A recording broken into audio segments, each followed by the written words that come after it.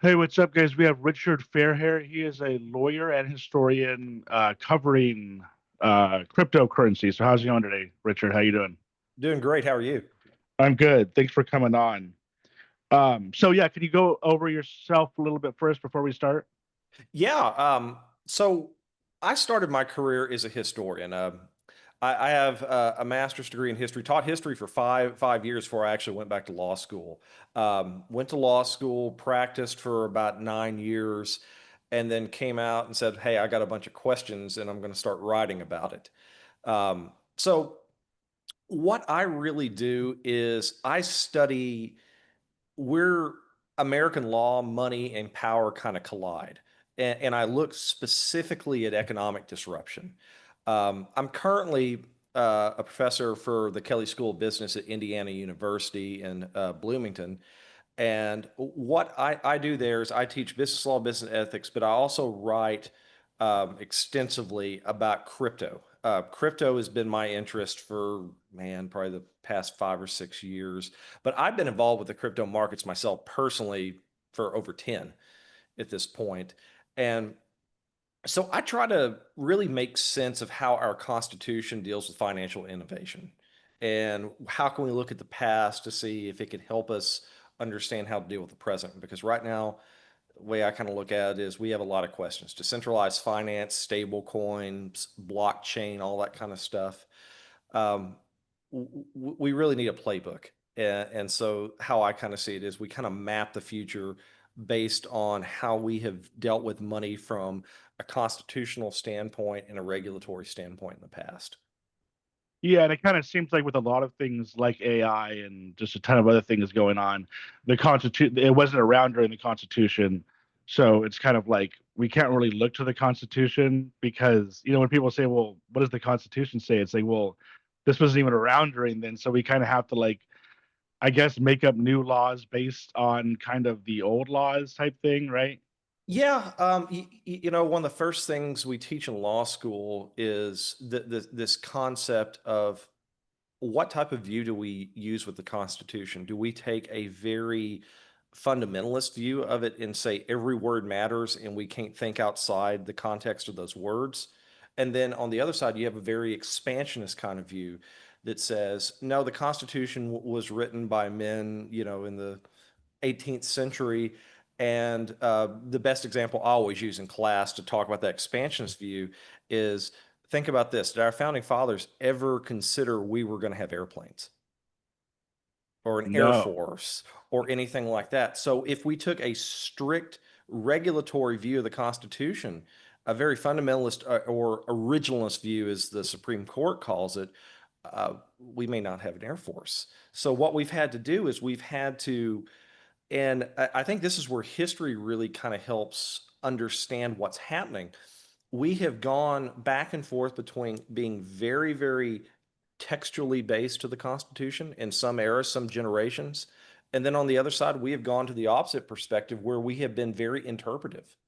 So I always kind of tell my students that we take constitutional law by generations, that every generation has their own set of problems and they have a different lens for viewing those problems through the Constitution. And so it's real hard to say, well, we only do this way or this way with the Constitution. But yeah, there is flexibility there. There's been flexibility. The best example I can think of that's the Great Depression leading up to World War II. Tons of flexibility in the Constitution that led to regimes like we've got today, Medicare, Medicaid, Social Security, things of that nature. They weren't written in the Constitution, and we interpreted them that way.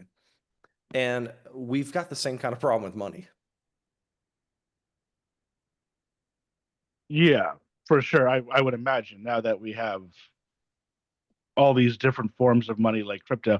And I'd want to go over the Constitution, and like it's kind of crazy to think at least our Constitution was written 300 years ago, but I don't even really know about some other countries. But it's like, was theirs written thousands of years ago? You know what I mean? It's like they're kind of still. I don't know. I honestly don't know, but like maybe in the Middle East or even like Italy or like some places, it's kind of like how long ago was their Constitution written? Are they still like kind of following a law that kind of came thousands of years ago. You know what I mean? I don't know. Yeah. but I mean, I would want to talk about that, but that's probably a whole nother thing. And I kind of want to focus on, crypto and then also the law and history of crypto. Sure. So, in terms of crypto, the first I actually went back and the first two, not the first two, but like the second and third guy I had on, I actually went on the crypto Reddit forum and asked people to come on because I'm confused by it. It's like, I mean, I know it's pretty simple, like just generally, but like when you get into it, it's kind of like, what is this? Why are people using this? Like, I don't really see the reason for it now. So I kind of wanted to cover crypto basics for now, and then we'll go into the history of money and then the future of crypto potentially. Sure. So, in terms of crypto, essentially somebody Nagasaki or whatever his name, whoever it is, came up with Bitcoin. And then since then, there's been a bunch of other ones such as Ethereum, Litecoin, Dogecoin. I mean, there's a ton of them. Can you kind of explain, I guess, crypto, all the maybe the different types of cryptos? I mean, obviously there's a ton of them, but then also maybe like I don't even really know like why I would use one over the other. I know that they have different reasons for each one, but and I guess if you think that there's overall like a is it do you think it's better than regular money? You know what I mean? So Yeah. There's a lot to that, and it's interesting what you're talking about. There is kind of the history and the evolution of what crypto is. I mean, we go back to, I believe it was Halloween 2008 when Nagasaki decided he was going to create Bitcoin, and it was just a little piece of code, computer code. And then over time, I remember when I first got involved with it, and that was in 2011, and I was still in graduate school at the time, and I had a buddy that said, "Hey, dude, there's this thing called Bitcoin. It's going to be digital money," and that's the way it was talked about. And I remember Reddit years ago talking about digital money, and I think I bought a couple $100 into it, and then didn't think much of it. But because I guess for me, my problem has always been with crypto is what is the utility? exactly, What yeah. is the utility? Because I've got I've got Apple Pay right here. I mean, if I want to go to a restaurant or something and they've got a reader, I can just pay right there. It goes to my card. Essentially, what is Bitcoin or any blockchain giving me that I don't already have through the traditional banking system? Now, granted, the banking system's changed a lot since 2011, and they've had to update things like Apple Pay. Apple Pay really wasn't on the scene until 2015, and so you didn't really see until about the time of the pandemic people actively using their phones over a regular card. So that 10-year period between 2010 and 2020 has seen a ton of innovation, both on the traditional finance sector, but also with crypto. So, kind of going back to 2011 and my thought, what is the use of crypto? I didn't have an immediate answer. And so I started researching, and more of what I saw was, well, it's off of the traditional financial chain, so to speak. It's off of the traditional finance ledger. So there's a privacy consideration. And see, that one always kind of boggled me because this blockchain, so to speak, the Bitcoin, Ethereum, Litecoin, any of those are nothing more than a ledger that's published everywhere on the internet. Everybody can see the transactions. So I never understood the privacy argument. And it really wasn't until I became a minor. When I was practicing law, uh, I somehow got into the GPU mining thing, and much to my wife's annoyance, I had probably close to 100 GPUs mining at that time, and I was mining Ethereum before Ethereum shut down, and it became proof of work, which is this concept that you don't mine it anymore like Bitcoin. And made a little bit of money out of it, but still, I'm sitting here thinking, okay, now I'm thinking of crypto, and this is sort of the evolution of my thought on it. Is now I'm thinking of crypto is this a long-term investment like a certificate of deposit? Is it like a savings account?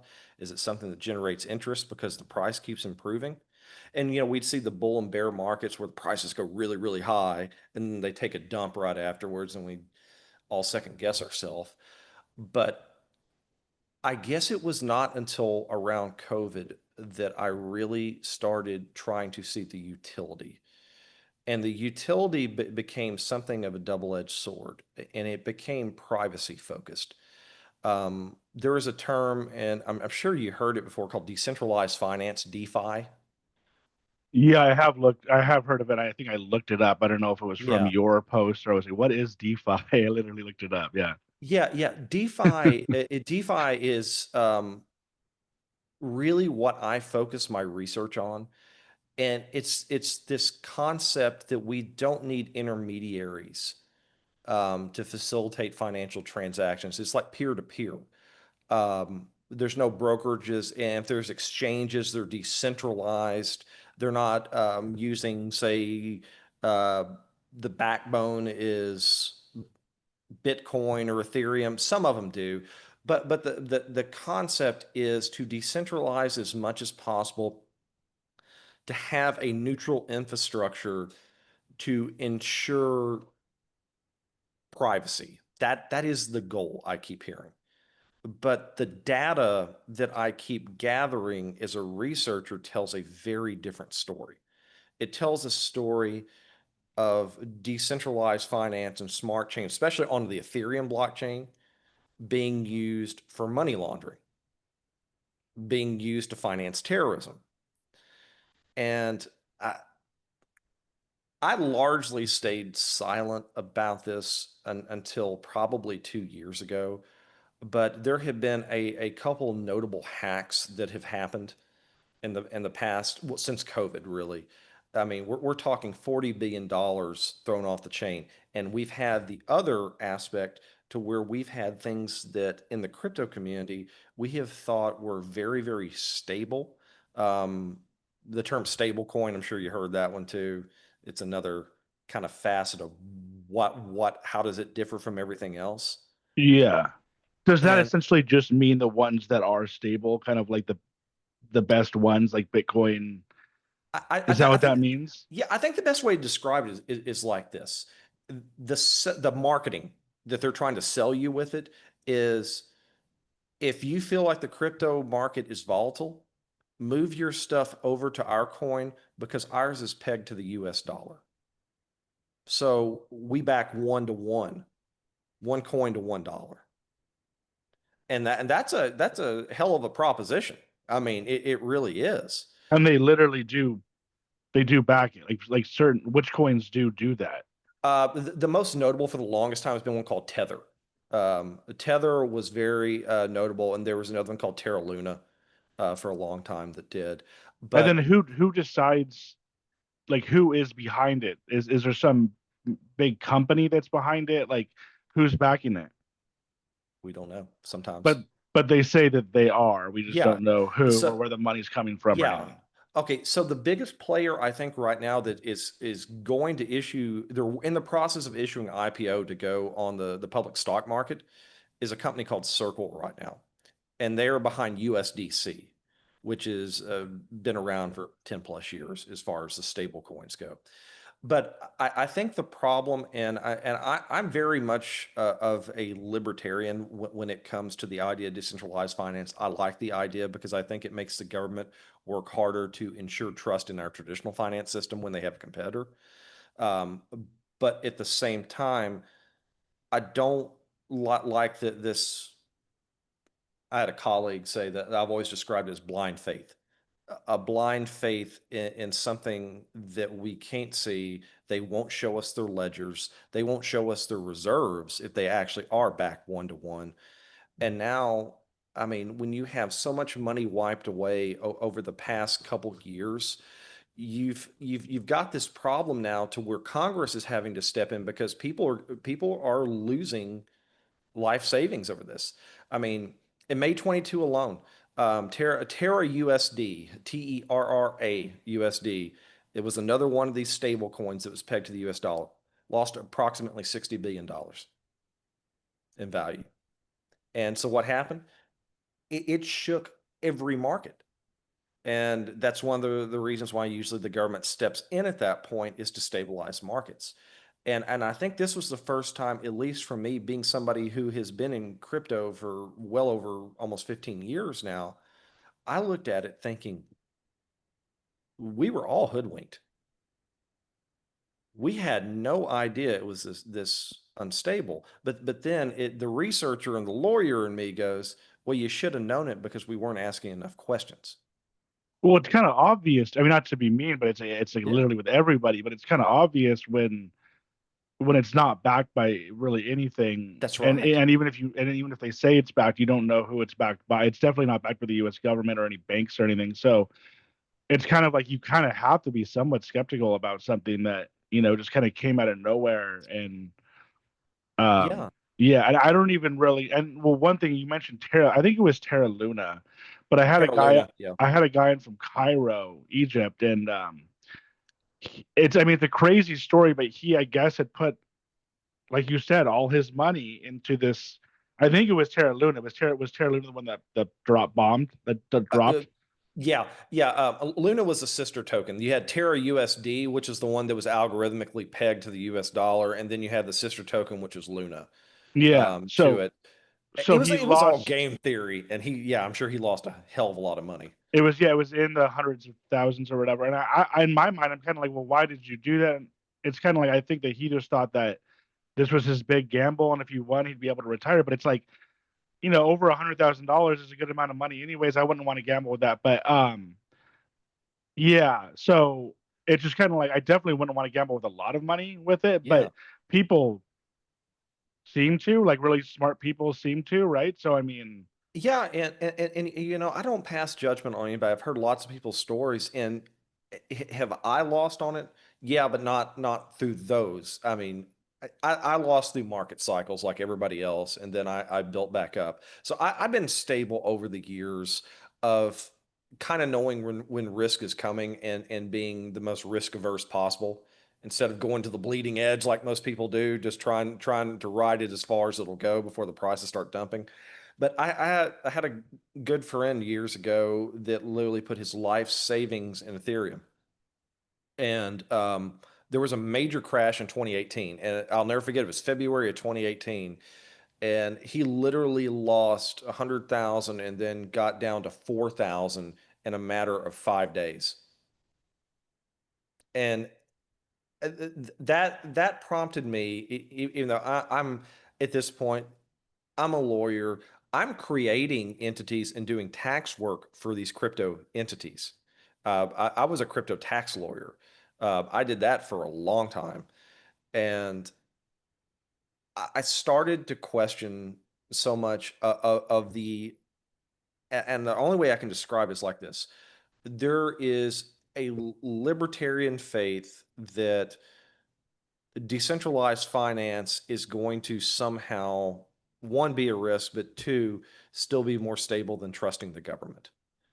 And there is that mindset. I kind of grew up in that mindset, but over the years of being an attorney, seeing so many businesses I had that I work with collapse, go bankrupt, things like that, it's really kind of broken that illusion, so to speak, of what it is.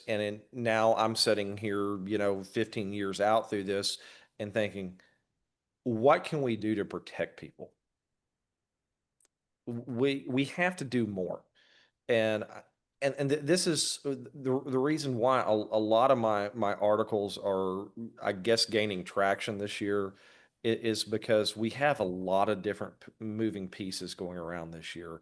We have Congress considering two bills. One's called the Genius Bill, the Genius Act, and then you got the House considering the Stable Act, which are ways to regulate stable coins to prevent those $60 billion losses like Terra Luna.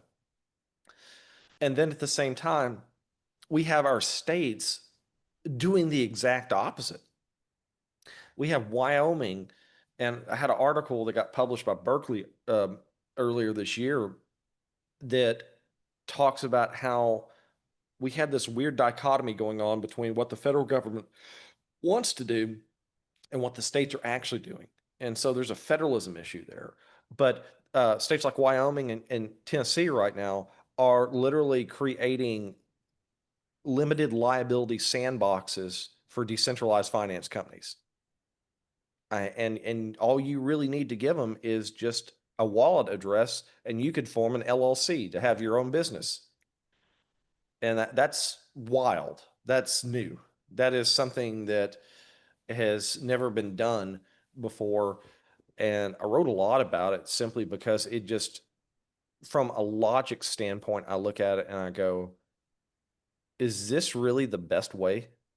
I mean, I understand we have people in Congress that, and this is something I tell my students all the time. We have this problem where technology is moving faster than our legislators do, than our people in Congress do, our people in government.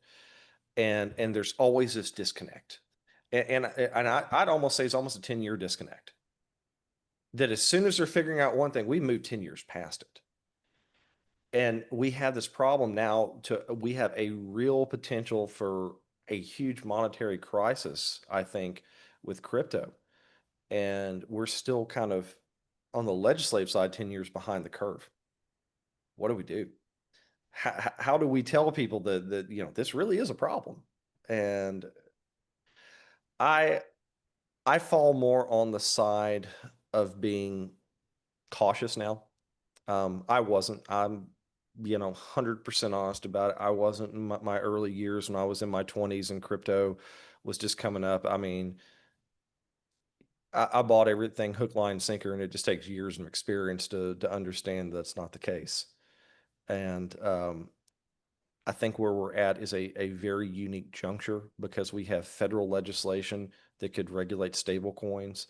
We have states trying to do the exact opposite. And now we have this huge conversation of where do we go? And that's sort of where we find ourselves right now in 2025. Yeah, I kind of feel like the genie's, getting, coming out of the bottle with some of this stuff, like with like AI, especially like with like all the video generators and image generators. Like there's gonna be so many deep fakes. It's gonna get to a point where it's like you Google is making them, but then YouTube is just gonna be like their own company is just gonna be full of them.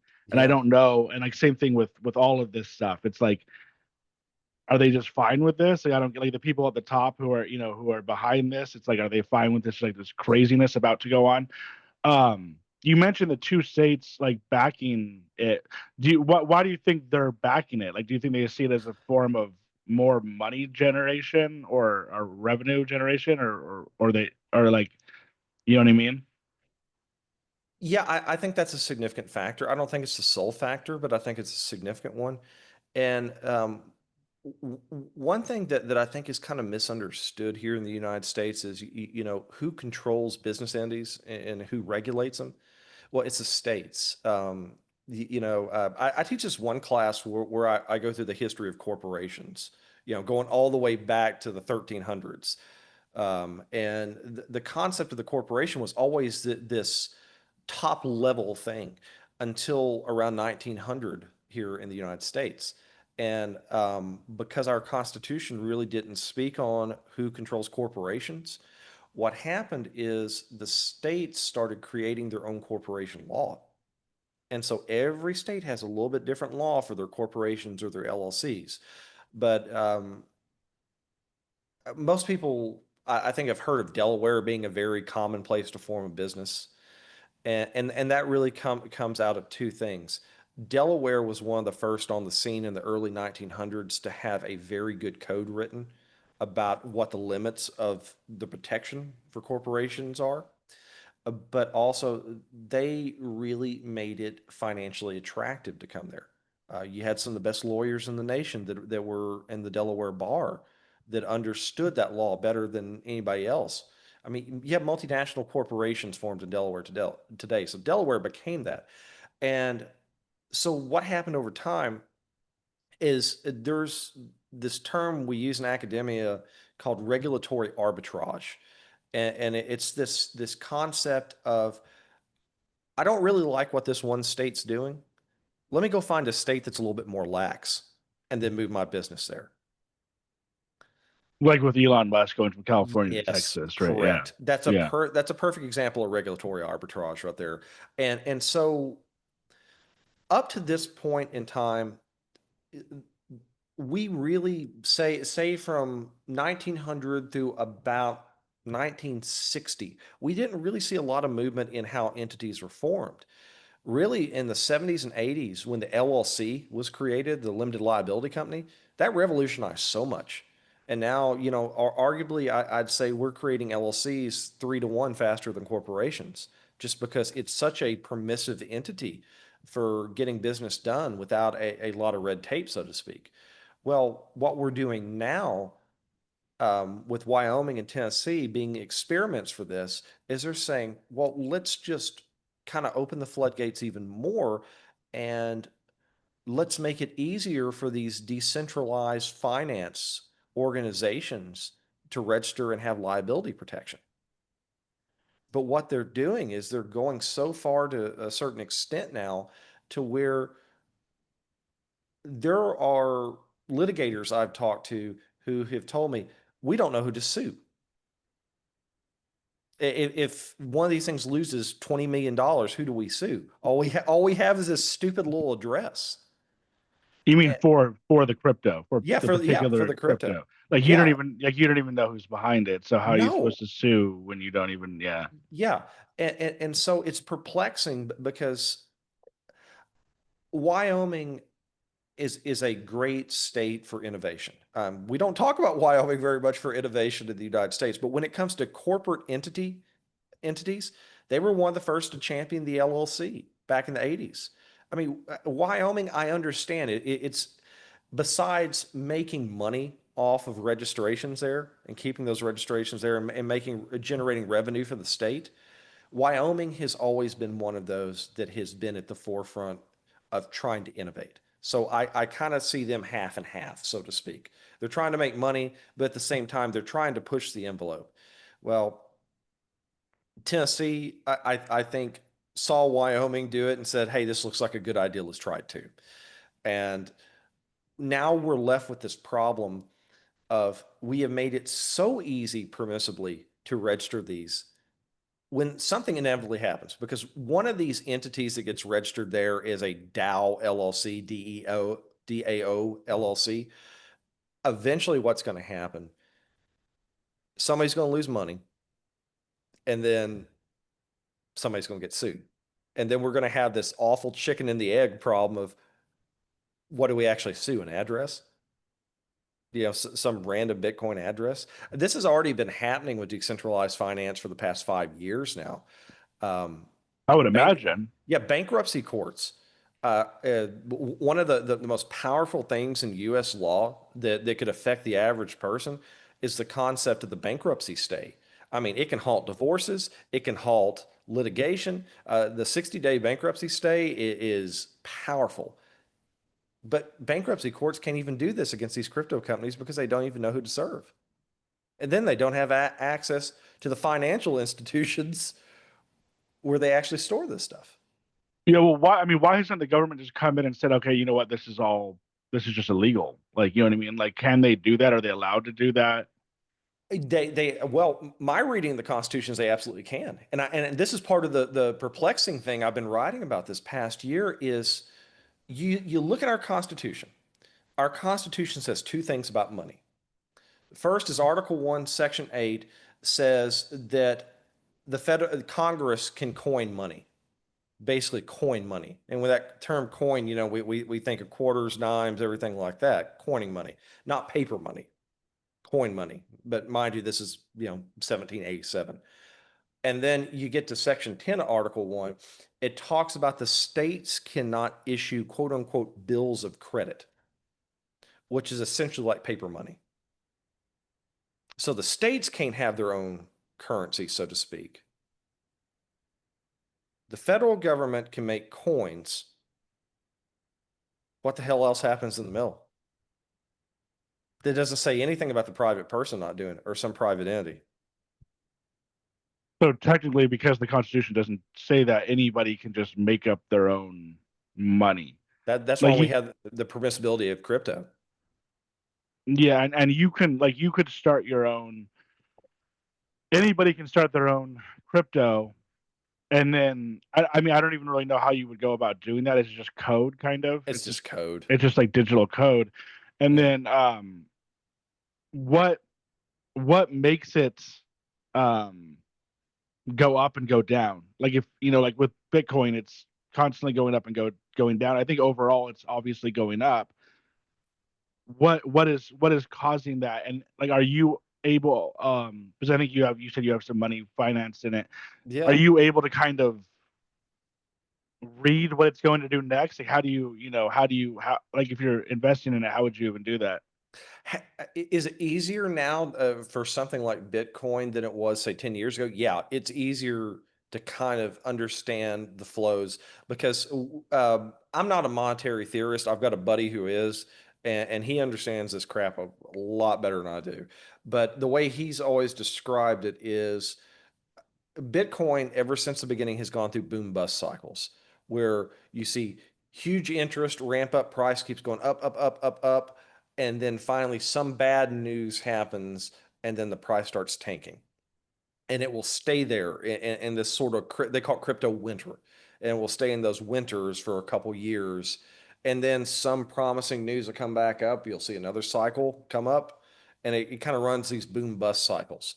Um, that was the one I distinctly remember because I was heavily invested in it was the boom bust cycle between 17 and 18.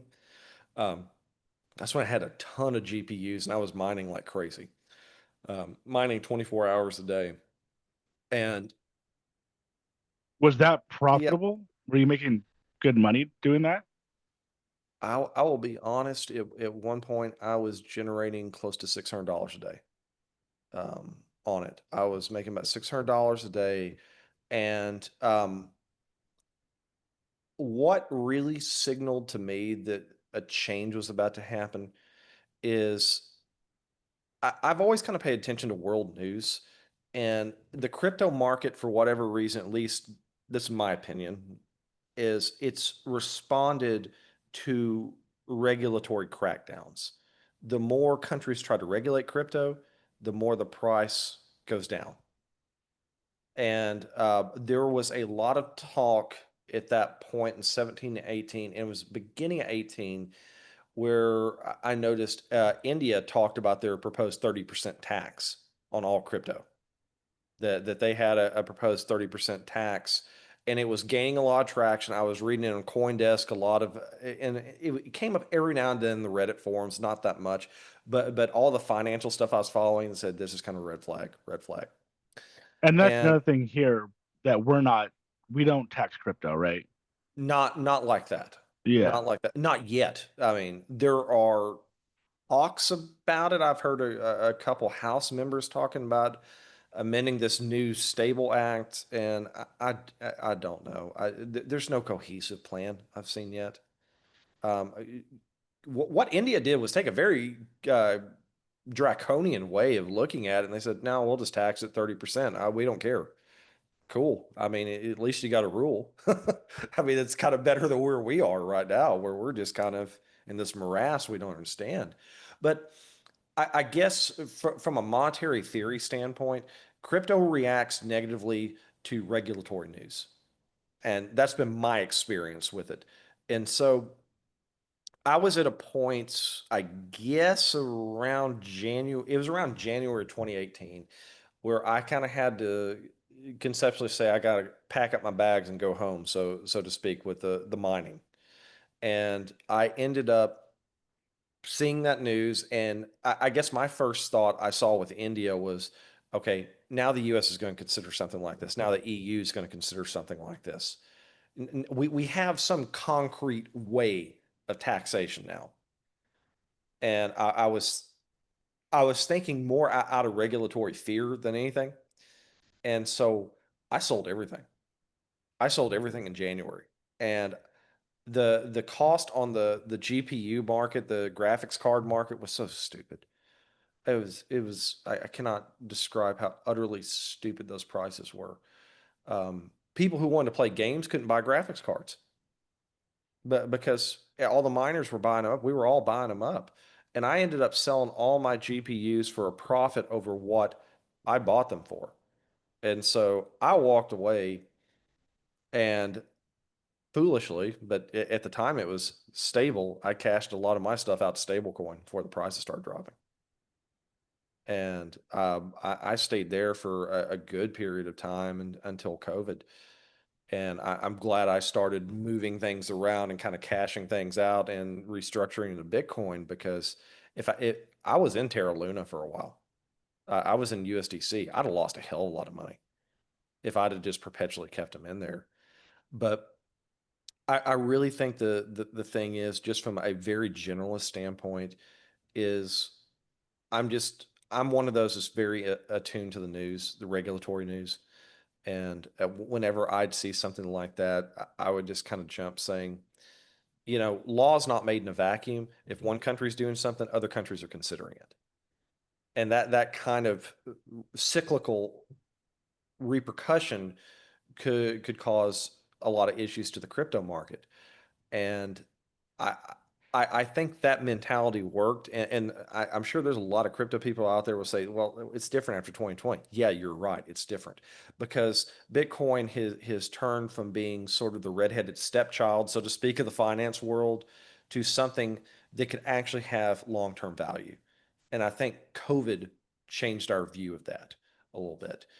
And now we've got this problem of, okay, we have sort of legitimized Bitcoin, but what do we do with all these others? And so now we have this legitimate permissibility for one thing, but now we still have to question everything else. And I think And that's what. what are the main other ones? Like, is Ethereum still one of them, or did Oh yeah, Ethereum's still a big dog. Yeah, okay? So Ethereum, Litecoin, what are the main five? I guess I Bitcoin. the two biggest I would say that are being used to trade or to be a backbone for decentralized finance are Bitcoin and Ethereum. Um, really, everything else, the use cases, and a lot of people will probably argue with me, but just from a strict monetary standpoint, Ethereum is a great use case for decentralized finance, and I think that's why it's so popular. All the others, it's sort of flavor of the week, I think. That depending on the news, depending on how much hype can build around it, you'll see some go up and down. But largely for the past 10 or so years, the two big boys on the block have been Bitcoin and Ethereum. It just seems so bizarre to me to go on to like I have a Coinbase, the Coinbase app, and Yeah, to go on there and be like, okay, like I see all of them. Obviously, Bitcoin's at the top. I'm assuming with like it's over 100,000, right? It's like yeah. I don't know how much It, Ethereum's at. yeah, as of the time we're talking right now, Bitcoin's 104. It's 104,000, and And then what about like Ethereum? Ethereum's 2,500, about Okay, 2,500. and then yeah. So what are the other three that would be below those? Is Litecoin one of them, or like Litecoin has really gone down over the years. Litecoin was very, very popular in the mid 2015s, around 2014, 2015. But I think the problem with Litecoin was its use case, that there was never really any smoking gun for its use case. Yeah, how is it useful? XRP is another one that I see is potentially useful because some banks have issued support behind using that as sort of their own blockchain, and we're talking actual banks, FDIC insured banks have talked about that. So XRP is, I would say number three, and it's only worth $2 per oh coin. wow. And So does then that you, matter? Like if Bitcoin's worth 104,000 and XRP is worth two, mhm, is that like I would automatically think, okay, obviously Bitcoin's the big dog here. Obviously it is. yeah. XRP is small ball, but it's like really you're saying that it still is kind of a legitimate coin, even though it's only worth $2. It doesn't really necessarily matter the price of it. Yeah, I think prices are so dang relative. I really think they are. I kind of like to think it this way, and had an economist that I was at a conference with one time said it this way: Bitcoin's gold, Ethereum silver. talking about spot metal prices. That's sort of the mentality. And then what Bitcoin's would be going bronze at this point? Like uh, XRP? XRP, something like that. Solana, maybe. Solana's got Solana is the other one that to me is the one that really competes with XRP because so much of decentralized finance wants to build their infrastructure off of Solana.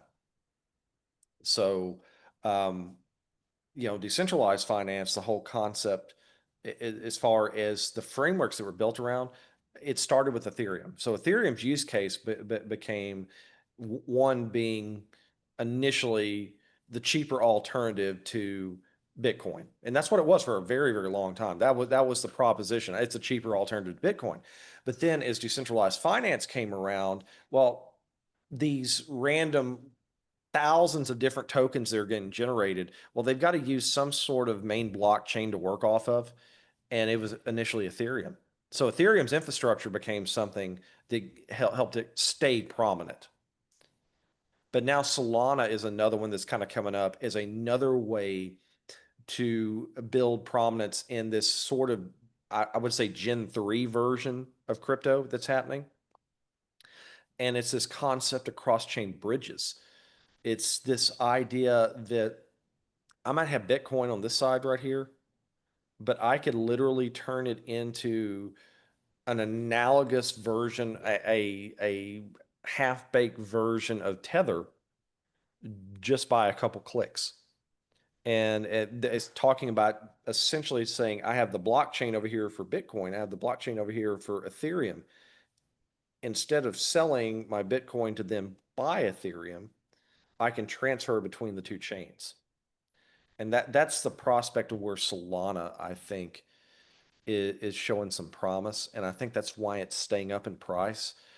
But there's a whole other host of problems that comes with this whole concept of cross-chain bridging and all this kind of stuff like that. And it's stuff that most of us in the legal world, we're still learning about. We're trying to understand the value proposition of it because I look at it personally and I see money laundering. I see terror financing with it. Um, and so it sends up red flags to me that this proposition of this Gen 3, so to speak, of crypto that we're getting with these cross-chain bridges and everything are now creating this problem to are we essentially allowing money laundering by lack of regulation? Yeah, well, it doesn't really make any sense to me how, and I'm assuming this is the case. I could have like $100,000 or whatever in Bitcoin. I could have one Bitcoin or whatever, or the other ones maybe. I don't know if Bitcoin is a little bit more secure, but or any of them. And then I could come to you, and then I could just lose it. I could go into my Coinbase app, it could Mhm. all be gone, and I can come to you and say, "Hey, can we sue them or whatever? What do we do about this?" And you're like, "Sorry, we don't know who it is. Like we can't do anything Yeah, about it." It makes no sense to me why any, and I'm sure a ton of people who do invest in it are intelligent, obviously, like yeah. you and well, you're not investing anymore, but anybody who's investing in it obviously must be smart enough to know this. But the fact that it could literally just be gone, it doesn't make any sense to me. Why would you invest something in something that could just be gone tomorrow and it could just be some like rug pull? Yeah, and what you're talking about right there is precisely the legal quandary that a lot of us are finding ourselves in that research and write about this stuff. And I've had to lean heavily on history, and I've had to lean heavily on behavioral economics, psychology, to understand why people, very, very intelligent people, would willingly put themselves at risk like this. It's And almost like is it some sort of kind of like gamble mentality where you're like it's just like a high and like like watching it like fluctuate or something is like I I mean have, I don't think yeah. so, but it seems like that. You know what I mean? Well, I've had friends in the past that yes, that was their mentality. Um, They just wanted to like ride the lightning type thing. You know what yeah, I yeah. mean? I had a couple friends that were very, very much in this whole mentality of they were intoxicated by the idea of wealth. And I think we create these echo chambers, and I love Reddit. but at the same time, Reddit has the problem of creating these echo chambers to where some it was this term that was used a lot of years ago, and I still think it's valid for thousands of these other coins that don't have any actual value. They call them shit coins. And what would happen is you'd get these Reddit threads and groups around these shit coins, and they'd all be saying, dude, you're going to own that Lambo next week. You're going to have that Lambo next week. Yeah. It's happening. It's coming, man. And That was big with like the whole GameStop thing or whatever, oh right? God, yes. Yeah. Actually, one of my professors from law school wrote about it, and he knew I was researching about this stuff. And he sent me the article. He said it's analogous, pretty much, to what you're researching. And I said, yeah, it kind of is. But I think social media has a huge influence on that. I think from a psychological standpoint, and I'm not a psychologist. My wife has a degree in psychology. I am thoroughly a lawyer and a historian, but you get to see the glimpse of human behavior over time and patterns as a historian, and I think there's always this inherent need to craft that American success story, and I think crypto gave us that narrative for millennials of hey, how can we craft our own success story? And crypto is intoxicating. It falls into that. And so what do Like we do? the Yeah, hope kind of. there was a hope there. And so what Yeah. do? We go on Reddit and we say, damn, it'll be next week. I know it'll be next week. And then what do? It's failed prognostication, the idea of we're predicting the future, but then when it doesn't happen, what are we doing? We're still supporting each other saying, we were wrong on this, but it's going to happen, 2 weeks from now or something like that. And so there was a lot of hope built into it. And I think Seems uh, crazy. yeah, I think very, very intelligent people can fall into that. I did. I mean, I never financed any of this. I had a part of my savings, and when I was gung ho about Ethereum, I took part of my savings and I put it into buying a bunch of mining equipment and everything like that. I mined, I made money, but Well, mining kind of makes sense, right? Because you're not really you're not going to lose any money mining. You're just going to make right. You're not right. yeah, all you've got is the cost of the equipment and the Yeah. cost of electricity. And I'm extremely fastidious about this type of stuff. I've done this ever since I was in law school. I go around with these yellow legal pads everywhere. Everything's on a yellow legal pad. And so I keep track daily stats on everything.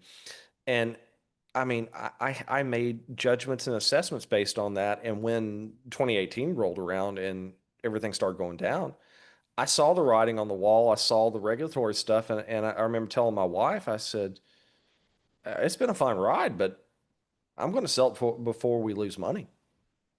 You Before it mean gets, sell the equipment or yeah, sell the I sold the equipment. I so sold like everything. even the mining kind of Oh, stopped. oh yeah. Well, and now you can't mine Ethereum anymore. Yeah. Why? So what they did, and it's based on their code. What they did is they switched from what was called a proof of work model to a proof of stake. Proof of work is what Bitcoin is. You mine it. There's only so many coins you can mine, but over time it gets more and more difficult to mine it. The algorithm becomes more difficult to mine, so you need more and more equipment to mine the same amounts.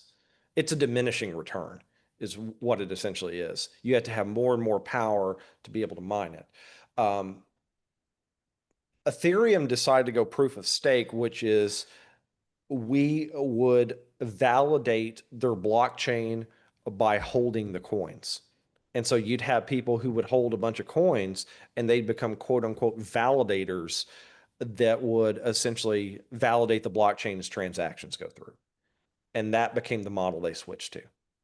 It pissed off a lot of people when they did that. But you can And still mine Bitcoin and other stuff, yeah, right? It's yeah, just Ethereum. Bitcoin now is, I mean, I knew a dude in West Texas that was mining this stuff, and he had facilities. I mean, we're talking warehouses full of this stuff, and he was only making a small amount per day doing it. So you were making more mining Ethereum. I was doing better with Ethereum. Yeah, Yeah. I was doing much better with Ethereum, and I had a good run of about a year and 3 months. I had a And good. were you making a living off it at that point, or were you still Oh, working? no, no, I was an attorney. I was an attorney. Okay, I so mean, just extra money. this was just extra money. Yeah. Yeah. Now I had a friend who did make a living off it. Who did? He cashed in his life savings, and he was living off of mining for a good year. I mean, he was doing okay. So okay, Yeah. so that brings me to the question of I don't even really know exactly what mining is. I Yeah. think that it's probably pretty complicated if you like really went into it. But when you were what is it for one? And then when you were doing it, is it something that you have to be hands on with, or is it just does it kind of just run its? Did you have it just run itself, or The dream they sell is it's hands off, but oh my God, it's the most hands on. Just, um, I don't talk about it a lot in the legal circles, but I have a degree in computer science and computer networking. Um, that's I good. so So so so not only are you a historian and lawyer, but you also have a computer science degree. Yeah, it was pretty much. I was 17 years old, and my dad said, if you want to stay in the house, you're going to have to go to school, because I was 17. I had no ambition at all except playing in a rock band. And my Yeah. dad's like, well, you can go to the technical college here and get that. And I was living in Texas at the time, and so I went to this school called TSTC, which is a technical college. I got a dual degree in computer coding and then computer networking. And my dad's been gone 5 years now. He died in 2019, but I've said to the day he died that the most valuable degree I ever got was that. Well, I Because mean, it, are you using that? But you're oh yeah, more. You are okay. oh So you're yeah. doing. I can say this that um, I have lots of colleagues in academia right now who write about crypto, but my understanding of code and my background in code in both networking has helped me sort of understand more the behavioral challenges that we have to implementing laws with this. Because we have this gulf right now to where we understand we need to do something about stable coins, but the implementation of it is something that kind of requires coding. It requires that kind of knowledge to be able to do that. So it's helped me out tremendously.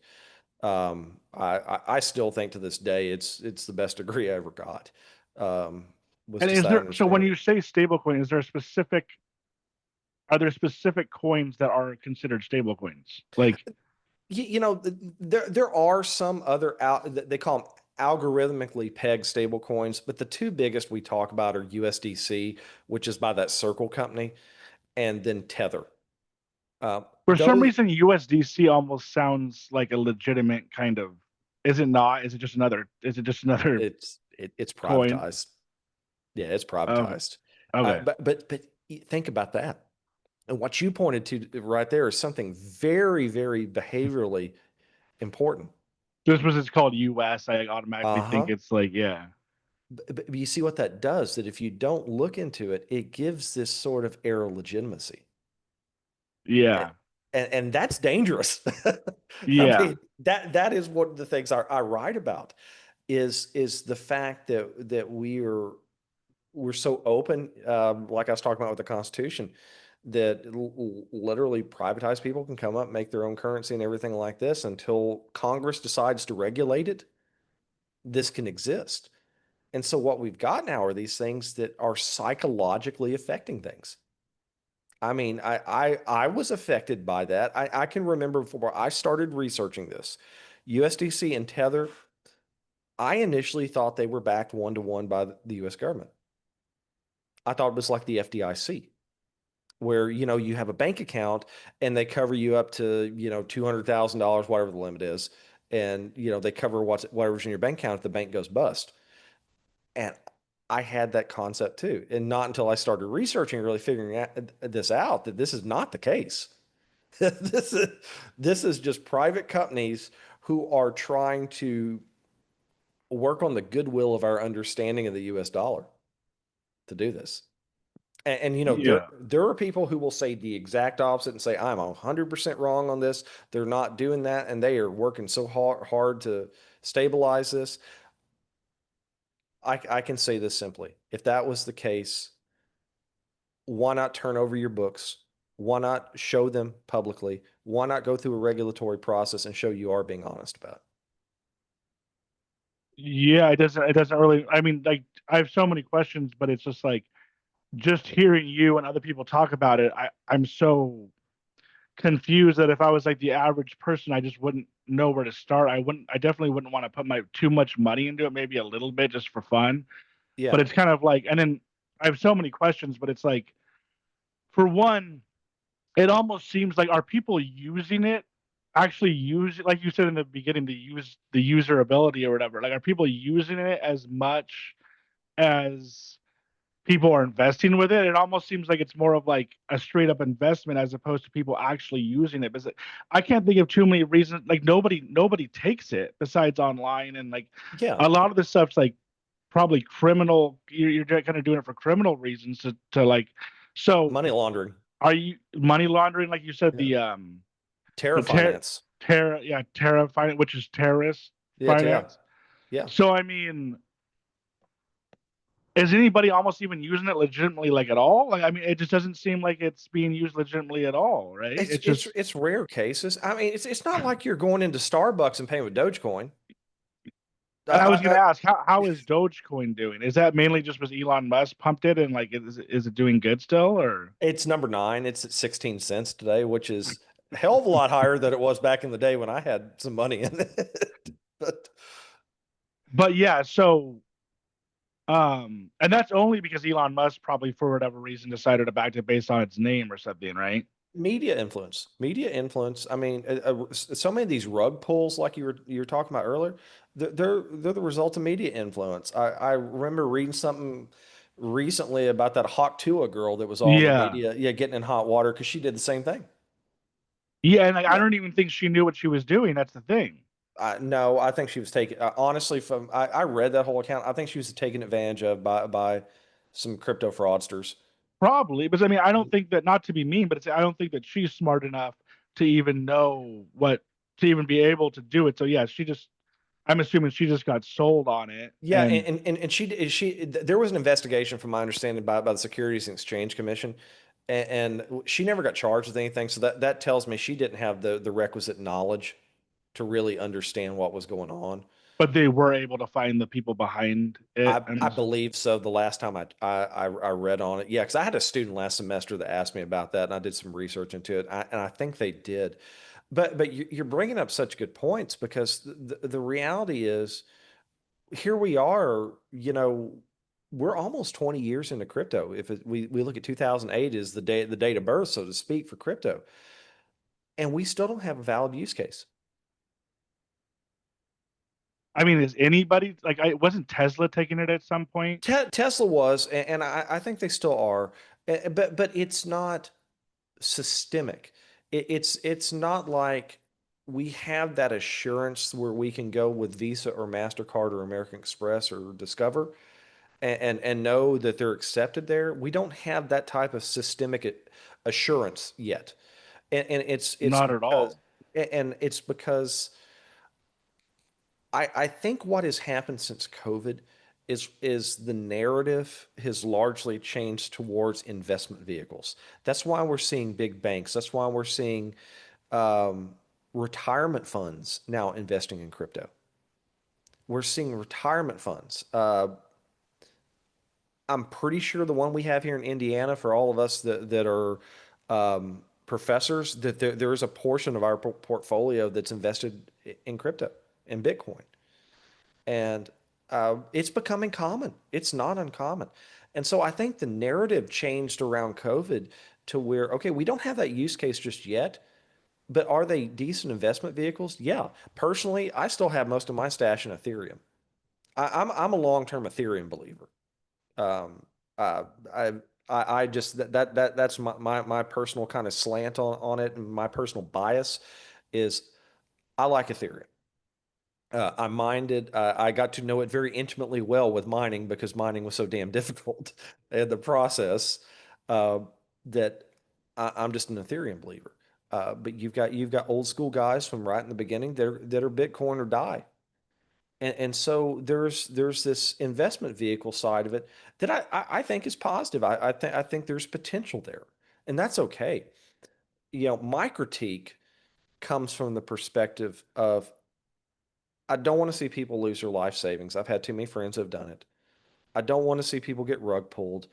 And I don't want to see something that has the potential to be digital money being used for bad things like money laundering and terror finance. So we've got to put up some guardrails somewhere.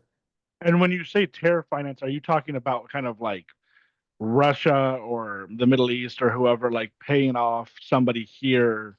Like, how would the terror finance be used that way? Like, they pay them off with crypto or something to do something for them, or like, Yeah. Well, okay. So North Korea was involved with one a couple years ago. I've actually got a article that'll probably appear this summer that I wrote about how there was a hack on a cross-chain bridge a couple years ago, and essentially this group called Lazarus that was associated with North Korea, they were state-sponsored actors, hacked this and then money laundered through cross-chain bridges, and they got billions of dollars out of it. And how so did they get the money? They hacked people's money through crypto, or they hacked a crypto network, and then they were able to take the gains from that and then launder it through these bridges, and so you couldn't trace it back. so it wasn't Yeah. necessarily like terror in the way that I'm thinking terrorism. It was more kind of just hacking and stealing, right, from a different There country. that was more state sponsored hacking and stealing, but there have been some that have been linked 2022 and 2023 to ISIS, ISIL, and what's left of ISIL in the Middle Eastern terror finance. There are links to that too. What And were they doing with it? Like, was it causing any terror or harm, or was it just kind of stealing? the hard thing is we can't really understand what happened to it once they got the money, but we do know they were actively money laundering through some of these cross-chain bridges that were here in the United States. You would almost Yeah. assume that both North and maybe it's mean to say, but and stupid to say, but you would almost think that North Korea and ISIS wouldn't be like technologically, if efficient enough to be able to kind of steal money from to be able to even do this, right? That they have very, very good hacking regimes. Which is crazy to Yeah. think, because you just wouldn't think that they would have the same technology as we do, right? Yeah, they do. And I think that's a weak spot we don't think about from a national security side is they do. Crazy. There is sort of an even crazier kind of thing that's going on with crypto called mixers.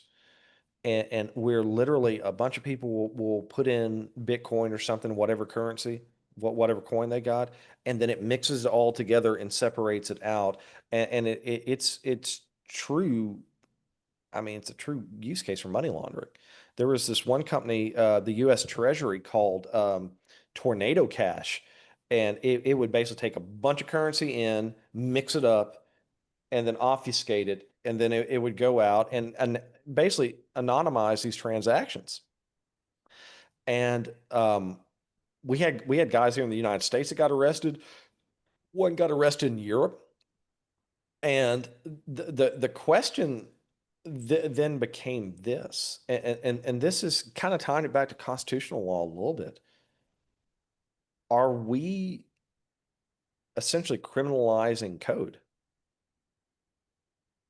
Yeah, and then the question is, then is code free speech and protected under the First Amendment?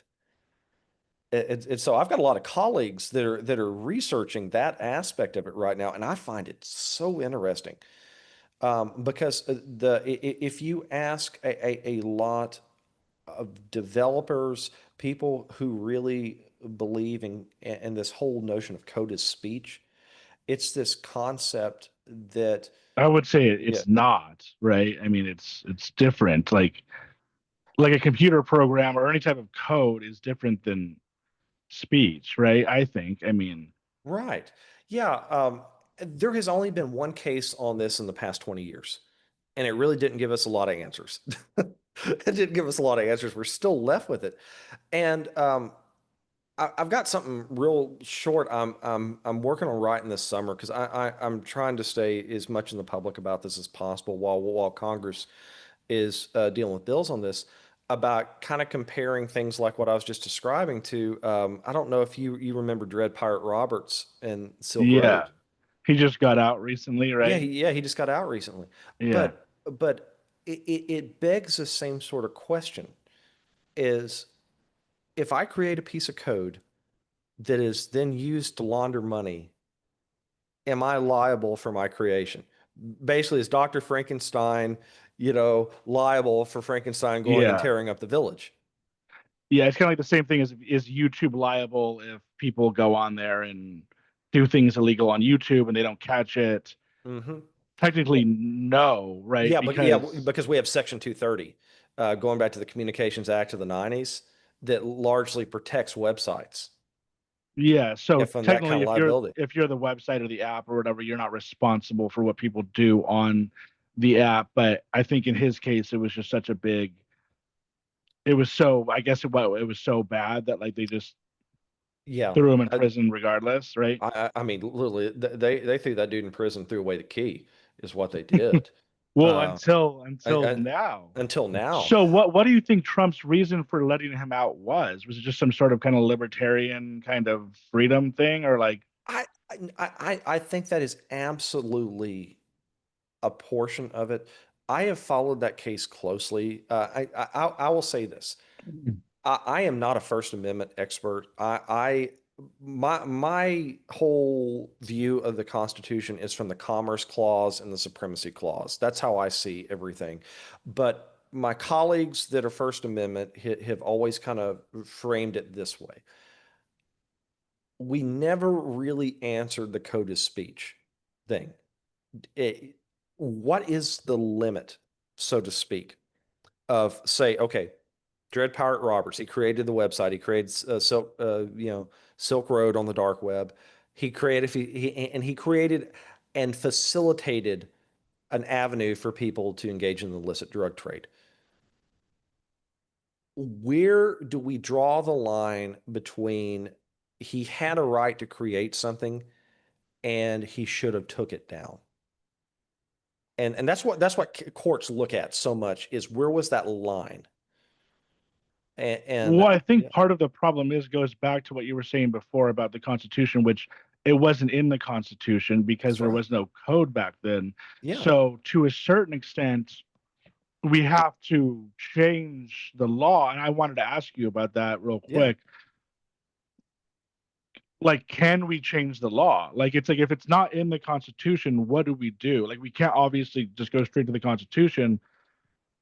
So, are we able to change the law in this type of thing, or the Yeah, crypto thing, or yeah, anything really? yeah, Because there was absolutely. no law at the time. Yeah, we have two avenues for it. One is Congress. Congress can create a law, and if the law is valid, the Supreme Court, the U.S. Supreme Court, will uphold it. Or in the absence of Congress not creating a law specifically on it, you have courts and especially the Supreme Court that create tests, so to speak, for how to answer these tough questions.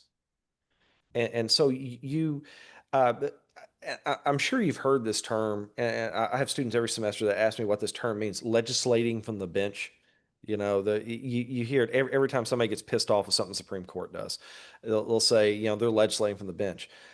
There is a little viability to that. It's the concept that, okay, the Constitution doesn't answer our question. Congress has not spoke on the issue. So now to answer this question that's before a court, the court has to create some sort of way to answer the question, and they create tests to do it. And I think, kind of going back to Dread Pirate Roberts and Silk Road, that's sort of if I had to be in the mindset of the Trump administration when they were looking at this, saying, why did we literally give this guy a life sentence over something that we don't really have set in law, the Constitution, over something the courts really have not, in a bright line, sort of speak, spoken to. You got a question there. You really have a valid question. But do you think that he actually was not only complicit, but kind of like actually was in like, firsthand involved with a bunch of like pretty, illegal, crazy crimes? Yeah, Or no? based on the evidence I saw, yeah. there was a lot of evidence that was dumped that, yeah, he had not, at least this, he had knowledge.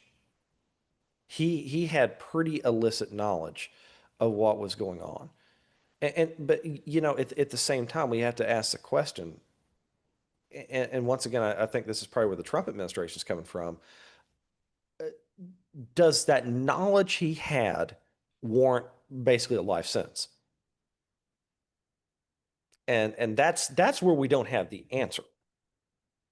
Uh, because I could say the same thing for what's going on with these guys from that Tornado Cash, that Ethereum mixer I was talking about. These guys are in jail over it for facilitating money laundering to, all these different countries. And so we had to ask one the question, by virtue of the fact of them creating this, does this mean it warrants them rotting in jail for the rest of their life? I mean, in general, I tend to be like, I don't really want someone to rot in jail the rest of their Yeah. life. I'm for forgiveness, but at the same time, it's kind of like it does seem pretty. I don't really know the details of the case, but it does seem Yeah. kind of pretty bad, right? Yeah, and I'm with you at that point. I'm very kind of much in the middle on it, but I guess what I expect more, my legal mind expects from this is if we are going to lock somebody away and throw away the key, we damn sure better have a good test to show if this comes up again, we're applying the law equally, equal application before the law.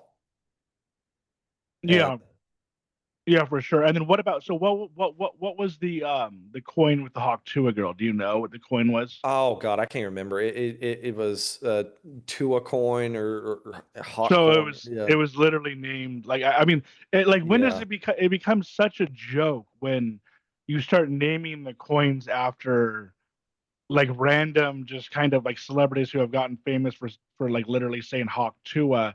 yeah, It just becomes a total joke. And then what about Jake Paul? Like people like that, like aren't isn't he put do you know Jake Paul? Like isn't he yeah. pushing some like he's always pushing a coin, or I don't know about Logan Paul too. Like I heard Logan Paul actually got in trouble. He did. Was I that don't. with a coin? I think it Yeah, was, right? it was with a coin, and I don't remember exactly what happened. My 16-year-old son could tell me exactly because he's almost a lawyer in training on this stuff. But he keeps up with social media a hell of a lot more than I do. But it's on the same thing. I guess the problem is this: how much are we letting social media influence our investment decisions? I think there's a behavioral question there. But because the Hawk Tuah girl is a perfect example of it. It became a meme. It became a meme, and then oh yeah, look at that. Oh, that's cool. And people, I guess I've never done one of these studies, but I might have some of my teaching assistants do this. Is conduct a survey about what would influence somebody to buy into that. What behaviorally makes you do it? Is it because it's a meme? Is it because it's popular? Do you Yeah. expect to gain a profit off of it? Well, I think that's pretty obvious. Like with somebody like Logan Paul, Jake Paul, even the Hawk Tuah girl, like they have their fan base of a million people or whatever, and Yeah. so these people and they must trust them. I wouldn't really trust them, but and then so when they advertise a coin to them, they're like, buy this coin. They're fucking whoever is following it, like whatever age group is following them, like teenagers or whatever, will go Yeah. out and buy it. And I don't even really know if there's an age. Is there even like an age? I mean, I'm sure that Coinbase somehow tries, or whatever, whoever it is, tries to verify that you're at least over what 18, right? But I don't know. There's a lot that don't.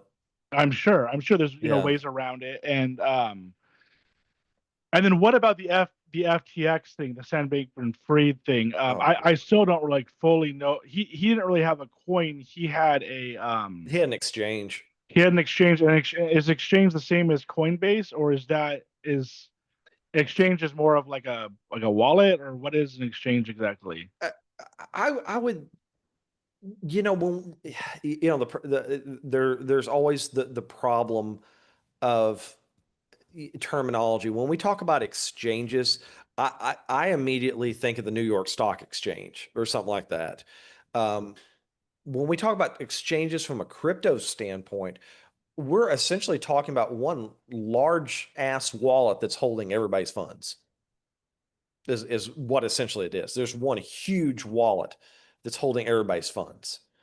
Um, and yeah, you can buy and sell on that quote unquote exchange, but at the end of the day, there is one wallet generally holding everything. And that was the problem with FTX is FTX was dipping into their own cookie jar, so to speak, to pay off other debts.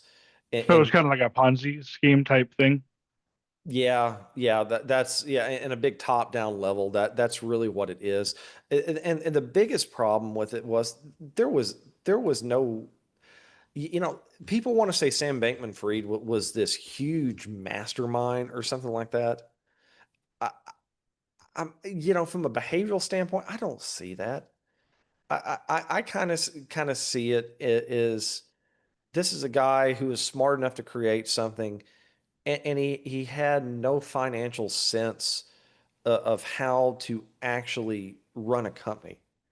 I mean, the lavish spending, the islands, all that stuff like that. This is not something that somebody would do who was really trying to run a financial institution. I mean, Yeah. So do you think that he almost maybe could have won off of just pure incompetence? Like he just didn't know like how he's pretty young, right? He's like 23 or he, something, he's like 30. 30. So do you Yeah. think that he could have just been, if his lawyers were good enough, do you think they could have been able to get him off? Or, That's what they tried. They tried the incompetence argument. yeah, And the and it jury didn't didn't work. they didn't buy it.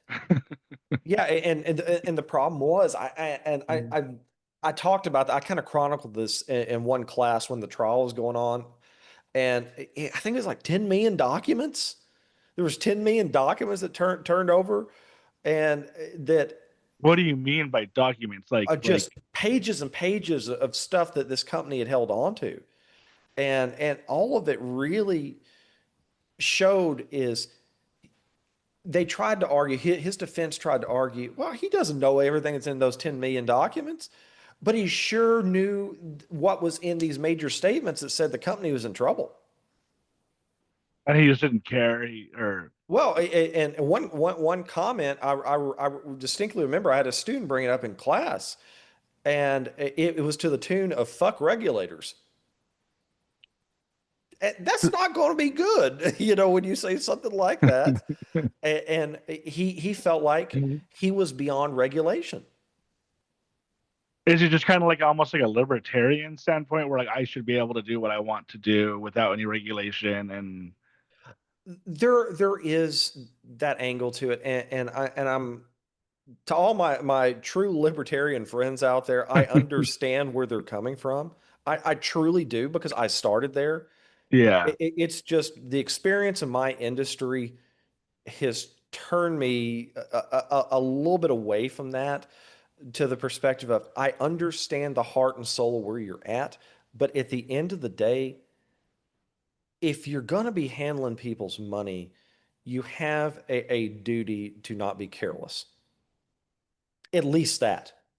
Well, I mean, there has to be regulation because if there's literally no regulation, anybody could just do what he did, right? I mean, it's Yeah. like there's got to be some sort of See that recourse. that's We can't that's live in a world where there's just no regulation, right? I yeah, mean, that's the funny thing in America right now, where we're at right now. We hop regulation on crypto from the Securities and Exchange Commission. And the other one that looks at crypto heavily is the Commodities Futures Trading Commission, the CFTC. Those are the two that really look at crypto. And right now, it's not a very cohesive regime.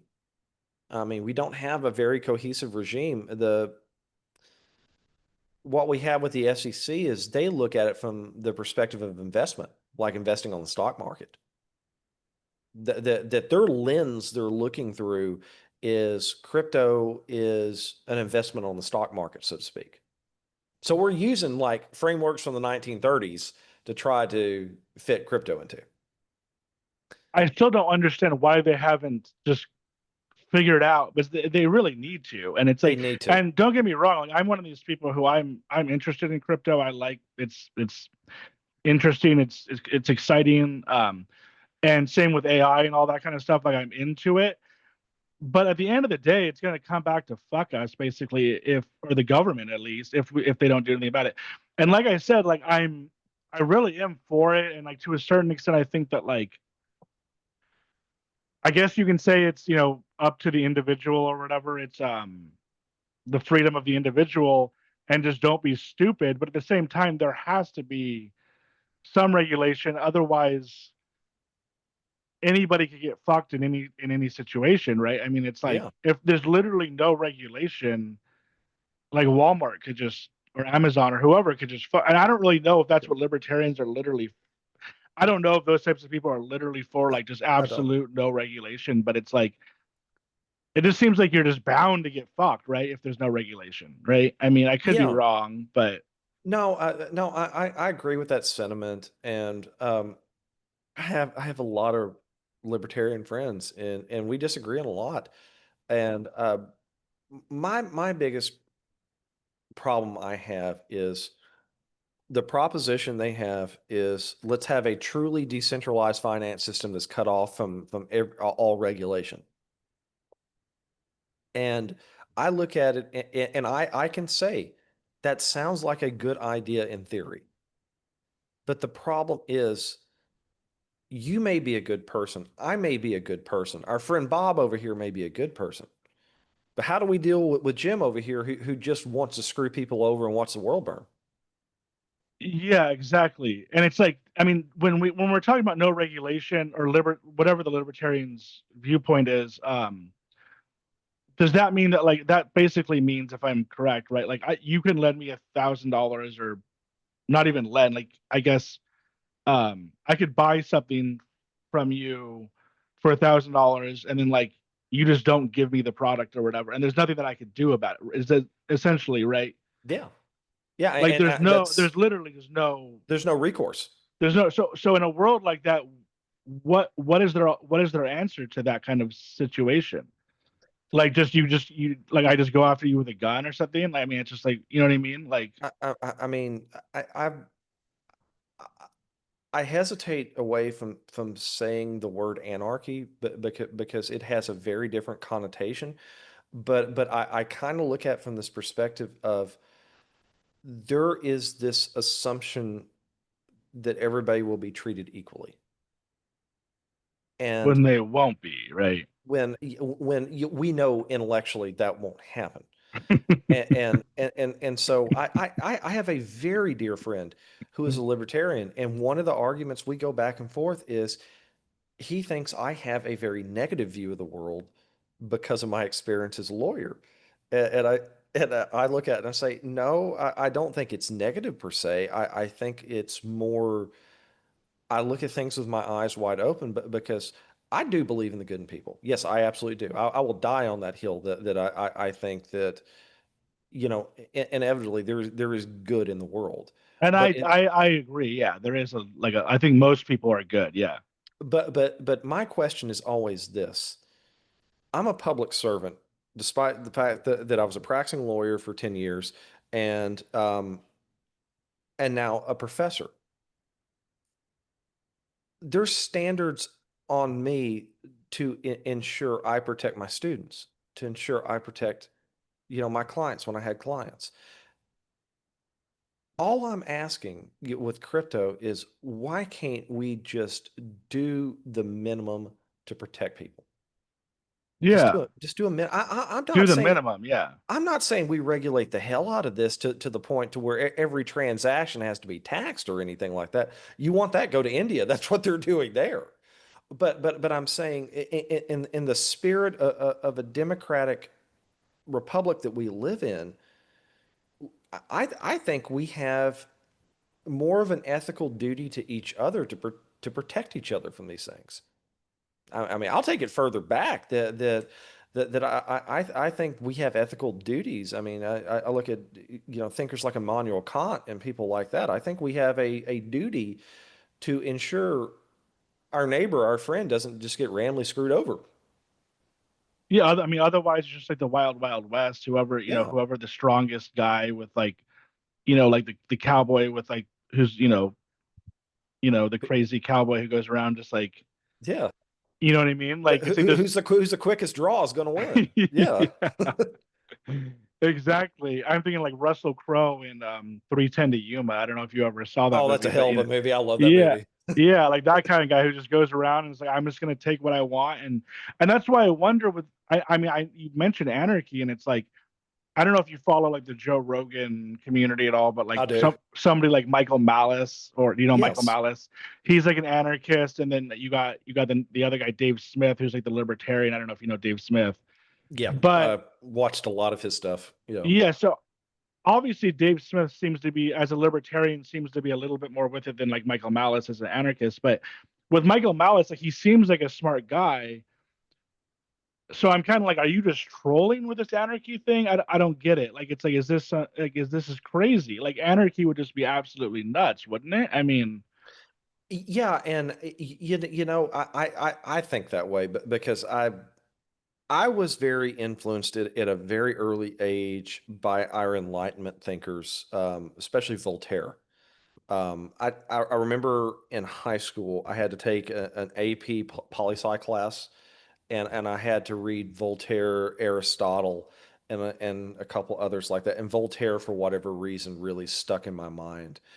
And I see this concept of we're born into a democratic republic society. There is an implicit social contract that we should fairly deal with each other. And that with that implicit contract of being born into the society, we should understand that guardrails and rules are just part of the business. And our rights as Americans are to protest against when the guardrails and the provisions go restrictions go too far, you know. Uh, yeah, but I mean, I think it's something deeper. I think it's something more philosophical. But because I've listened to a lot of interviews with anarchists, and it's funny. You can follow them down a certain degree, and but I think the disconnect comes from going further into the idea of what are natural rights. Because an anarchist would and you know, I don't want to speak illy or anything to that, but I think an anarchist would say that the natural rights are for me to be left alone. And that most people that come from the Enlightenment period, and it's very much what's influenced the American ideology is we're born in a society where we all have something to do. We all have some goal that we should be doing. And by doing that, we have to submit to the rule of law. We have to be an organized society to better the collective, so to speak. And I see a lot of anarchists, and I didn't mention it, but I've studied lone wolf terrorism um, for over 10 years now. I have a what is that? Lone wolf Yeah, terrorism? yeah, lone wolf terrorism. I have a master's degree from Texas A&M University in Homeland Security and counterterrorism, and Master's degree in what? Homeland Security and counterterrorism. And you have a lot of degrees, don't you? Yeah, I, what it really started out is I got my history degree and I started teaching history. I was at a community college, and then they didn't have somebody to teach poli sci. They had a guy who was going to retire, and I literally had the chair of my department go. He's like, "Hey, you know, I know A&M's running this kind of poli sci thing for Homeland Security and everything. You want to go do that and teach poli sci for us too?" And so I went through it through like 8 months in this master's program, got that. Now I'm teaching poli sci. Wow. But the beautiful thing is I learned so much out of it, and that's where I got the bug to go to law school. Came from that, and saying, "Man, there's so much I don't know. There's so much I don't know," and that's kind of been that kind of triangle of what I always circle around when I think about everything. I come from a historical point of view because that's where I'm rooted in. Yeah. I come from a legal point of view because that's what most of my career's been in. But I also have this national security, homeland security bent that kind of complements all those too. And What were you saying about the lone wolf terrorism? yeah, lone wolf terrorism is very interesting because it's one of the few things that I think law enforcement and us researchers, we don't have a handle, so to speak, on what causes it. It is a very scary phenomenon. Um, we saw a huge rise of it before COVID.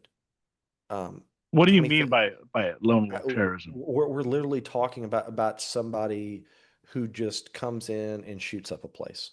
Oh, okay. Yeah. Yeah, and then when they look at their social media and everything, they have some sort of ideology Yeah. behind it.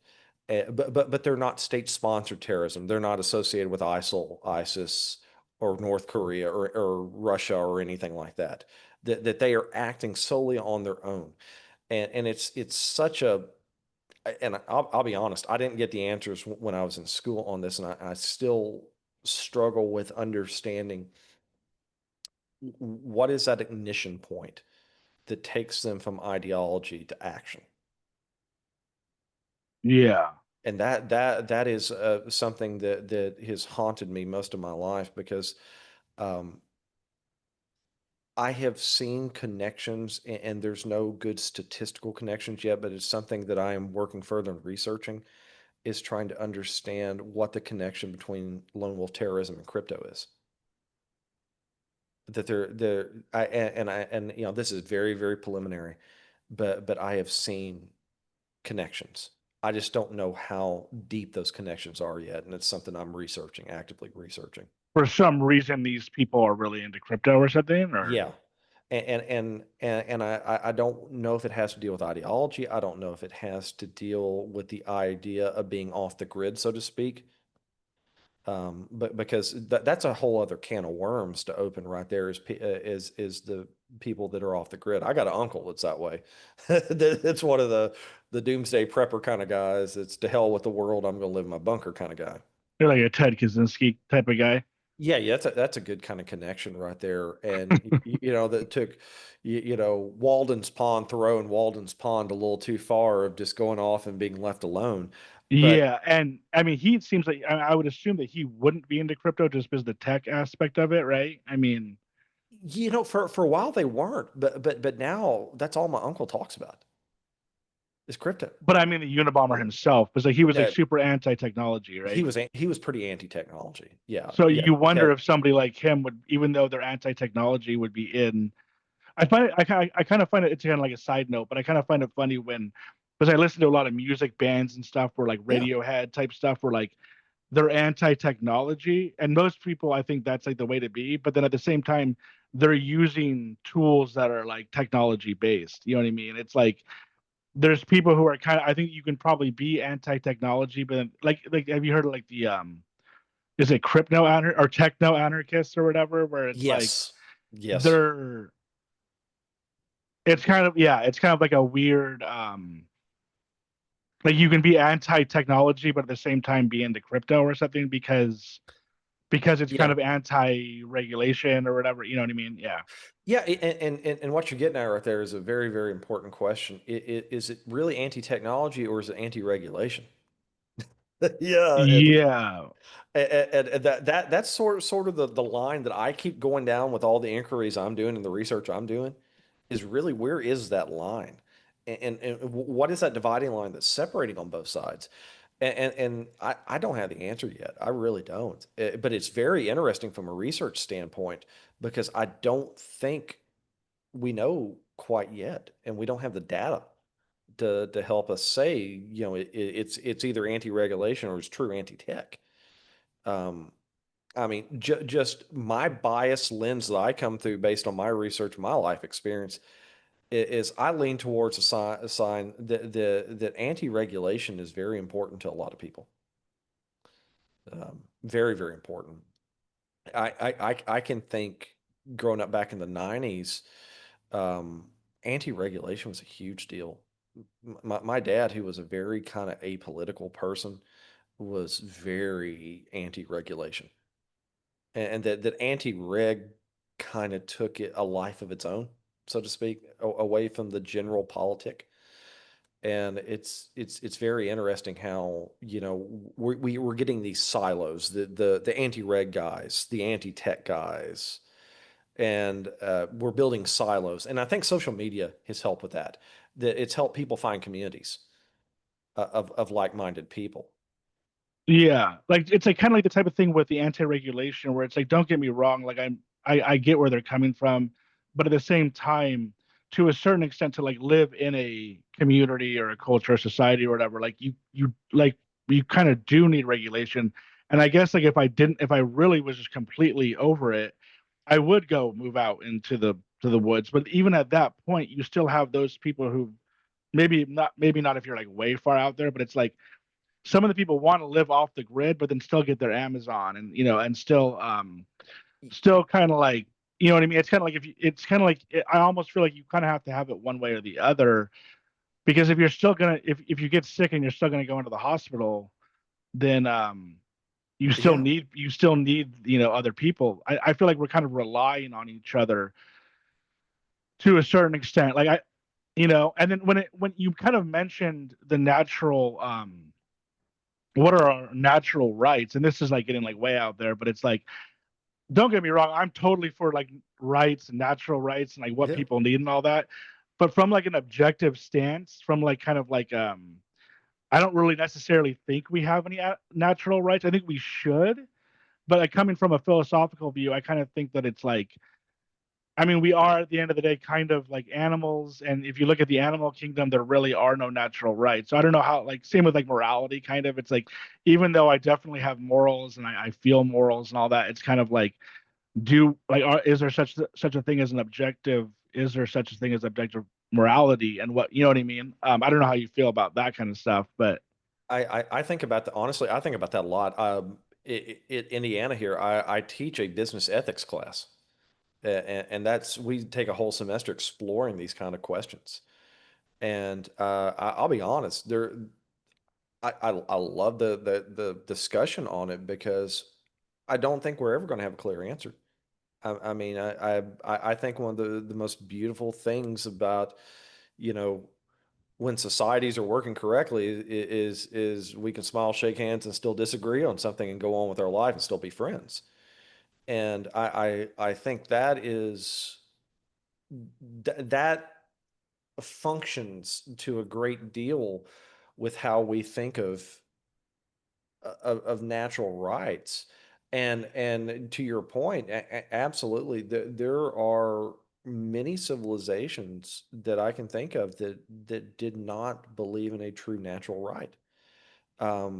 It's something as humanity we've struggled with ever since we've been here, and I don't think there's a clear cut answer to it. And do we as people submit ourselves to rules and regulations? Yeah, we willingly do all the time. I submitted myself, it's one of the things I start off in my class is, do you have a driver's license? And, everybody raises their hand and says, oh yeah, well I do.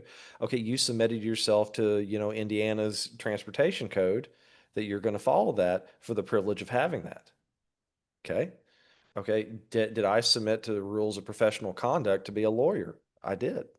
So I submitted myself to another set of rules. And so we do this all the time. But then we had to backtrack and go further. So, well, where did we start? And I think, where do we start when we're born? The whole true idea of natural rights. And that's where I don't think there's a clear cut answer. I think we make informed decisions on what we submit to over time in our life, based on career choices, based on personal preference and everything. And I just don't think there's a clear cut answer there. I don't think there's one hiding in the sand, so to speak, of, everybody's got natural rights and everybody doesn't, because you see the change in how general rights are viewed just in the Roman Empire. Um, I don't know if you listen to Theo Vaughn, I love Yeah. Theo Vaughn. God, I love Theo Vaughn. He's one of the funnier comedians out there. But Yeah. he had a Roman historian on recently. That's got an amazing podcast. If you're ever interested in Roman history, amazing 187 episode podcast on the history of Rome. You saw the concept of natural rights change dramatically over the course of 2,000 years. And so it's something that it's not fixed in stone. And I think we're influenced by our own history. I think we're influenced by our own personal biases. I think we're influenced by the community we grow up in. I think we're influenced by our parents. And it influences generations of how we view natural rights. And I talk to kids now about it, business students, and the concept really is important. But I can say when I was going through school during the late 2000s, I mean, you didn't talk about outside of a poli sci class. So we're seeing a generation that is putting a more increasing importance on it now than say mine did. And I Yeah. find that very interesting. I find it very interesting that this is just sort of the natural progress of history that we're always trying to understand where did we falter in the past and what can we do to improve on it. But I just don't think personally, yeah, not taking my lawyer hat off, taking my professor hat off. I don't think we're ever going to find a good consensus on natural rights. Yeah. Well, like instinctively, I think that I would want them. I think that we should have them. I think that you should have them. I think that I Mhm. should have them. I think almost like the more natural rights and the more what's the word? Kind of like social care or whatever. I Yeah. think the better, just because I think that people are probably better off with it. But Mhm. coming, like I said, like coming from just like a straight up kind of like philosophical viewpoint, like you said, I don't know if there is any. And but I think that we're better off with it. You know what I mean? Yeah. Oh, But so the absolutely. whole thing is that some people would probably, I'm assuming disagree with me on that. I don't know if there's anybody who's like completely for like, I don't know if there's any like, I don't know if anarchists are like for or like for no natural. I don't know if there's any group that's like for no natural rights. There are some But subsets that are that way, but largely most still, from my understanding and my research of it, they largely still believe in some semblance of it, of natural yeah. right. So I mean, I could go off on this forever, but it would probably take a long time. So I don't know how much longer you wanted to go, but if if you wanted to go over like I kind of wanted to go over to the future of Yeah. crypto, and then also since you have a computer science degree, like how it kind of might engage with AI and technology. And do you see us kind of like heading towards the singularity? Do you think that things are going to get better with all this stuff? Do you think that money is going to be easier to get um, via your iPhone or what? You know what I mean? Like Yeah. I've heard things that like I've heard that money is going to become easier and easier through like I don't even really know how, but kind of like um well either I guess universal basic income or just kind of like finding more gig opportunities or something like that. You know what I mean? Yeah. Yeah. Well, if anything COVID taught us what was the gig economy is alive and well. Yeah. Yeah. You know, I guess when I look at what's happening with the state of money right now, I mean, we really are kind of at a crossroads right now in 2025 because, the prospect of stable coins getting to be essentially legitimized here in the United States, like they are in the EU, Singapore's got a law too. Um, it gives the potential for a true digital currency that could be backed by the US dollar.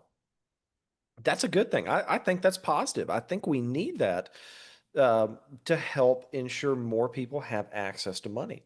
Um, One thing I study a lot, I don't write about it as much, but I have a lot of students that study it too, is the concept of the unbanked. There are lots of people here in this country that do not have access to basic checking accounts. I mean, the concept of digital money can absolutely help more people have access to money. Uh, I found out a lot of my students, and this is a weird kind of anecdote, a lot of my students are using things like Venmo and Cash App in place of regular bank accounts. There's getting to be a rise in that of alternative banking. And that only proliferates access to money and access to the market because let's just be honest, what is money? It's just but a gateway to get into the market, to the economy. And so anything we can do to give more people access to it, I think is a great thing. It's kind of a gray area right now we've got to define, but I think it's a good thing because at the end of the day, the more people who access the economy, hopefully the more robust the economy becomes. And in this day and age in 2025, I mean, everybody should have access to the market if they want it. And we just need to do it with guardrails in a way to ensure that people's hard-earned money is protected. Um, AI presents a host of problems. Um, my wife researches AI, and she also researches sort of the psychological angle of it too. And I find it very interesting just how over reliant we're kind of becoming on generative AI so quickly. Um, it's very, it's, yeah, I think it's a good thing, but at the same time, it's kind of concerning because I have so many students in business school that are overly reliant on AI. But on the other end of the token, the other thing that we don't talk about enough is now we have businesses that are expecting people to be coming out of school well versed in AI, how to use it to cut costs, to increase efficiency, those things like that. So we've kind of got this dual problem. Academia, we have this problem of we want to make sure people know what they should know when they go out in the business world. But then at the same time, the business world's pushing back on us saying, no, they need to know how to use AI. You know, where's the balance between knowledge and just overtly turning it over? And so, we have that problem. But at the end of the day, I really think AI is a good thing. If it's used responsibly, it's a good thing. You know, I think um, I can't remember one of my favorite scientists ever, a guy named Michio Kaku. Um, 30 years ago, he talked about the potential for the singularity, and you know, I see us making incremental leaps to there. And I say incremental leaps, but we're not making one huge leap to get us there. But when students talk about how far we've come, where we are to go, I always ask this question. If it was 10 years ago and I told you that your phone could be able to give you straight text answers to any question you've got and have a reasonable 70 to 80% accuracy, what would you think of it? Most people would be like, what the hell? That's crazy. But Yeah. that's what we're doing. I mean, and that in itself are these little incremental leaps we're making. And I'm talking more broadly from being a historian that we're seeing these incremental leaps we're making, and they're important. But at the same time, my colleagues that research AI, especially the ethics of AI use and everything like that, we have to ask those questions about, is it too late for us to put up guardrails? Have we missed the boat to really put up meaningful guardrails on I don't AI? I don't think that it is. That's the thing is I don't. And same with crypto. It's Yeah. like you said, crypto's been around for 20 years. It's like I think that they could still put up guardrails. It just for some reason with both of them, it just for some reason they're not. The thing is that I don't personally really care if they do because Yeah. like I'm using AI. I like AI. Like I have no problem with it. But like Yeah. for somebody who might have a problem with it, I would think that they would want some sort of regulation so deep fakes just don't get too out of control, and maybe eventually they will. And Yeah. I know they've already done some stuff about deep fakes, but Yeah, most states are doing something about that, especially the two things where I see them doing the most is on deep fakes, nudes, and child pornography. Those are the things that and those are honestly the things that they should be prioritizing. Let's just be honest. Yeah. Those are the things we should be prioritizing. Um, but at the same time, you know, I'm always worried about this problem with how we regulate in this country, that sometimes instead of just putting that one broad thing together that will tackle 80% of the problems, that we play this game of regulatory whack-a-mole, where one problem crops up, we regulate it. One problem comes up, we regulate it. And then we end up 50 years later with a very patchwork style of dealing with issues. And I think that's psychological. I think it's psychological to come in and say, okay, the pressing issue right now with cryptos, stable coins, lost $60 billion on it a couple of years ago. We got to do something right now. And then we're not seeing, the forest, but for the trees we're looking at right there, because we're so bloody focused on that one problem. We're not seeing the bigger problems we're not dealing with. And I think the same thing's happening with AI. I don't I don't think it's to the same degree that we've done with crypto, because crypto has largely been left alone. It's largely been the product of the states.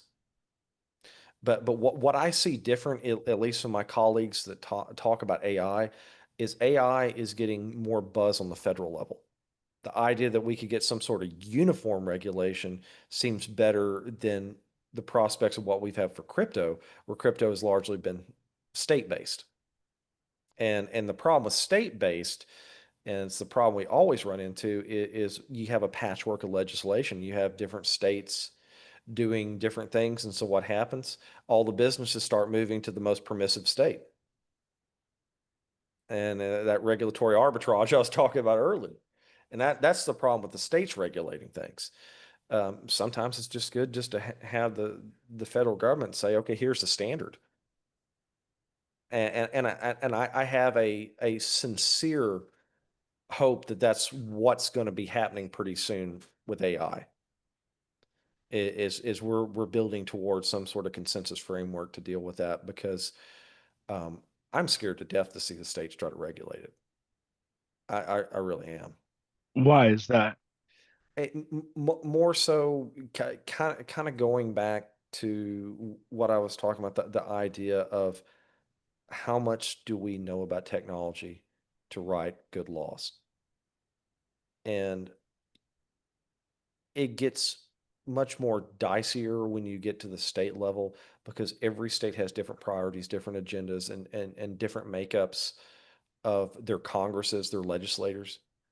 So we don't know. We could have some that really make a very tech forward law, because they have a lot more younger people in their Congress.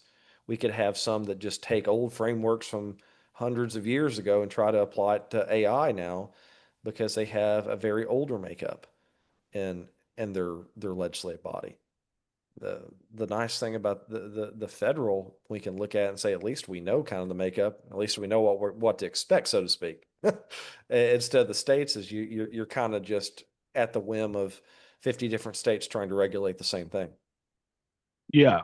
And I mean, in my mind, I would almost think that they would just the federal government would just ban or at least heavily regulate both of them. But it seems like they're almost doing the opposite of that, which is like they're not doing much of anything. And I don't know with AI, I don't know if it's mainly just for the fact that like what everybody says, which is, well, China's going to do it, or if we don't do it, someone else is going to do it, so we might as well do it ourselves and just try and do it the best we can. And I don't know if that's what OpenAI essentially was kind of invented for, was just to kind of have Sam Altman, who seems to be kind of a little, a lot of people have left his company or whatever, but I don't Yeah. know if like their whole thing is like, let's just have somebody like Sam Altman decide like the best way to do this, Yeah. which like I said, I'm fine with, but it seems like it's going fine so far and it's not really bothering me. But I don't know Yeah. if they're gonna eventually be like, man, this is going too far. Like, do you think? I think there's that potential. I do. And y- you know, we have so many hyper intelligent people dealing with this right now, that I think the smartest thing we do, if I was, testifying to Congress or saying, we need to have conversations with these people, not just on partisan lines or anything. We need to have very open conversations to understand where we are and where we're going. Because you cannot regulate in a vacuum. You can't regulate things you don't understand. I mean, we've seen throughout our history and through other countries' history, when we regulate things we don't understand, it ends badly. And a prime case here in the United States, we regulated alcohol, and then what did we do? I always tell this story from a regulation standpoint. We regulated alcohol, and then we created somebody richer than Elon Musk at the time, named Al Capone, who literally controlled an entire industry that people wanted. This is when regulation misses the ball. They did. They missed the will of the people. The will of the people said, we want alcohol. And what do we try to do? Federally regulate it into non-existence. And it didn't work. Um, I think we've learned from that. But at the same time, I mean, what do we do? Do we, you have some that would say we regulate AI into obscurity. That's not the answer. And then you have some on the other side that say, no, we just let AI do whatever the hell AI is going to do. That's not the answer either. It's so that there's that pesky problem of, you got 1% on this side, 1% on this side. You got 98%. You got to figure out where's the middle. And that's why we need to have really open conversations about it. We need people in Congress and our state level too, to have these people who know a hell of a lot more about this than we do, telling us really, how does this work? What are our projections? What are we looking at? Because if we don't do that, and we just try to decide stuff along partisan lines, I mean, we're setting ourselves up for failure, because this is not a partisan issue. I don't believe it is. You think everybody agrees on it, basically? Yeah, I think everybody agrees it needs to be regulated to some degree. And I honestly, personally believe this, politically, we've become more polarized over the past 20 years. But this is just one of those things that we just got to leave the politics at the door, and just go in there and understand from a scientific standpoint, from a technical standpoint, what we're dealing with. Yeah. And it seems like it seems like, I mean, I haven't seen a ton of it, so maybe they are asking more questions. But as you know, you've probably seen some of these things where Mark Zuckerberg or Sam Altman or whoever is in the court and they're asking them questions. And it just does not Yeah. seem like they understand it at all. And they really need to get somebody in there, if they haven't already, who like does understand it. And they're like, doesn't seem like they're really asking the right questions. What do you think these people's, like Sam Altman, Mark Zuckerberg, Elon Musk, all these people who are Google, who are doing the AI stuff, like what do you think their end goal is? Like, do you think that they're just doing it for money? Do you think that they feel like AI overall is just kind of like better for everyone? Do you think they have like a good they're doing it for good reasons, or just basically just to try and make more money? Zuckerberg, I'm mixed on. I'm mixed on Zuckerberg, but because he has prioritized money over people in the past. It's yeah, it's known. Altman, I feel different about. Altman, I feel like he's an idealist, and I have this very sentimental place in my heart for idealists because I'm one myself, and idealists, I think are the people that should be speaking. Idealists with technical training should be speaking, because they can give us a good picture of where we're going if we, you know, regulate responsibly with this. But at the same time, I think money's always a part of it. Money's always a part of the equation. It always will be. I mean, it's a potentially $1 trillion industry that we're talking about. But at the same time, you brought up a very, very good point about how we're not asking the right questions. We're not. Unfortunately, in the past year, I probably watched more C-SPAN and everything that I ever cared to in my life just because of my research. But um, I can't help but see we elect people to Congress and we elect people to the Senate, the House, and the Senate, and they cannot ask the right questions. Here's the thing. I don't think that falls on the senator or the House member themselves. I think it falls on their staffers who are younger, who need to step up and do more. And if you don't have somebody on your staff who is well articulated on the technical side, get more science minds, get more STEM kids to get involved with politics. Get more STEM kids there that have computer science degrees, that have biology degrees, that have things like that. Why? Because they're going to be the kid that can ask the questions that the rest that just took poli sci and history can't ask. We need those people. There's absolutely a need for them to be staffers, to tell that congressman or tell that senator, Senator, you're interviewing so and so today, Zuckerberg or whatever. Here's some good questions to think about from this angle. But because we're creatures of habit. I've learned that from being teaching higher education over 15 years now. We're creatures of habit. We do things over and over until somebody gives us a reason not to. Generally, it's like at the beginning of the year. We always say we're going to lose weight at the beginning of the year, and what happens? 2 weeks later, we're back to the same habits. And I think taking the creatures of habit, so to speak, when we look at our Congress and we look at, and not just our federal Congress, but every state house, get those kids that are scientifically and technologically minded involved with this. We need them. Yeah, for sure. We need to ask questions. We need to ask better questions. Yeah, and I agree with you with I mean just the vibe I get off Sam Altman, but then at the same time I have seen him in I feel like I don't know, most of the interviews that I've heard him in, like he just seems like he does seem like he's giving like the political response. But the vibe I get is that he seems like he thinks that what he's doing is genuinely correct and he wants to live in an ideal society or whatever. But then you hear about a lot of people like Ilias Getsavar or whatever his name is, Yeah. him leaving, and then like there was another guy recently who I just listened to on I don't know if you listen to like Sam Harris.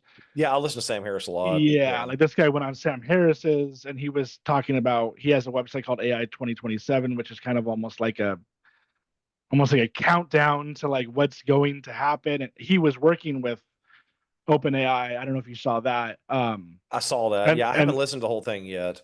yeah, I actually don't even pay for that. So I just like listened to like the first part of it. Yeah. And I know he had like a free version of it, but I think that he like got rid of it. And to be honest, I mean, I don't know. I just don't, I can't pay like 12.99 to like, just for one. I mean, I do pay for some Yeah. podcasts, but it's kind of like, I'll just listen to like half of it, you know? Yeah. But anyways, with that guy, I mean, that guy kind of sounds like a doomsdayer. And so, I mean, do you? I don't really. I like just. I don't know enough about it, but like, I don't really think that the doomsday stuff is going to happen. I don't even really necessarily think that it's maybe. I don't know. I guess it could become eventually conscious, but as long as it's not conscious, it's just going to do what they tell it to do. I mean, Yeah. do you think that it could eventually become conscious? Also, you mentioned the singularity. Hmm. What would you define that as? Like, do you think that is when it literally becomes conscious, or Conscious and replicating. And yeah, both, but conscious plus replicating. well, I mean, it's already Yeah. kind of replicating, right? Yeah. I once again, I think back to scientists, Ray Kurzweil, Yeah, Michio Kaku, and the consciousness aspect is where I think the danger becomes that there's no guardrails. yeah, Um, and once again, it's one of the reasons why we need to ask better questions. We need to ask better questions about this, but because what you're talking about there, with the guy who was on Sam Harris is precisely what happens, and we're getting this.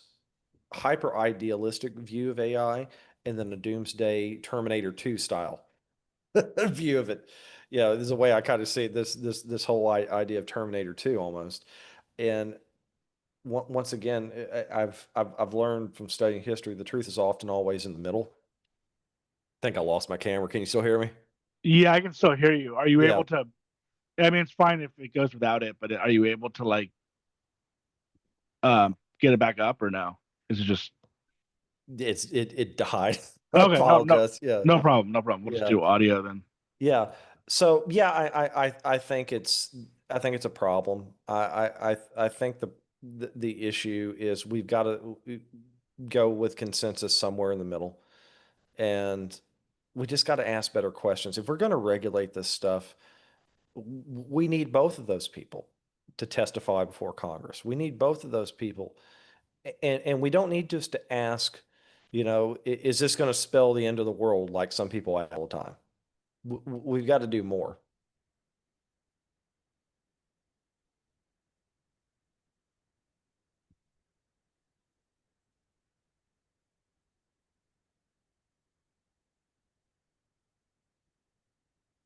Oh, sorry, I was on mute. Do you No, think yeah. that the AI will ever become conscious? Do you think it can be? I think, yeah, absolutely. I think there's a potential. Because it almost seems like if you could just replicate the brain, then you would think that would be able to replicate consciousness. But I don't know. And that's like one thing I'm really interested on this podcast is consciousness. Oh, I am Because too. Yeah, it's yeah, very interesting to me. because nobody really knows about it. No, I mean, it's kind of like it's just very weird to, it's a very weird subject. And what makes us conscious is was it, millions of years of evolution, or could you just replicate the brain? It seems to me like you would be able to replicate the brain and make an AI conscious, but I I, mean, I, they I can't do that now, right? Yeah, So yeah. I remember Michio Kaku talking years ago about the problem with the brain right now is they did so many petabytes of a fruit fly's brain, and it's just an inordinate amount of data. And so, we're talking a fruit fly, yeah, and then to take the human brain. Uh, I think where our problem really is, and Michio Kaku's getting up there in years, but I still listen to him all the time, is that the potentialities for the science we have is there, but the technology is not yet. The technology is just not where we need it to do that. I don't know if you remember this movie. It was a Johnny Depp movie from about 2015 called Transcendence. I feel like I've heard of it, but I haven't seen it. Yeah, it was a whole concept of the brain uploaded. Yeah, That the brain got uploaded into an AI infrastructure. This guy dies. He's got some rare disease. He's a crazy. scientist, dies. They upload his brain, and essentially he's able to literally take over the world. Yeah, Yeah, and it's that concept has been around for over 30 years now. This idea that we may be able to upload consciousness, and it's interesting. I don't know how valid it is, but I just see it just from a straight technical problem right now. I mean, you would be taking just think of how much Amazon uses for storage and just doing this two, three, four times over potentially just to be able to do one brain is what you're looking at. yeah, That's a hell of a lot of space. yeah. It's crazy to think about. I mean, you kind of wonder then if with like with quantum computing or whatever, like supposedly they're going to be able to do like way more with quantum computing. You can, and then I've also heard. I know I definitely do not know enough about this, but like with quantum mechanics, like there's ways of kind of like doing crazy shit, that like we can't do it now, but I guess once we get to the level of quantum computing, then maybe we'll be able to do it.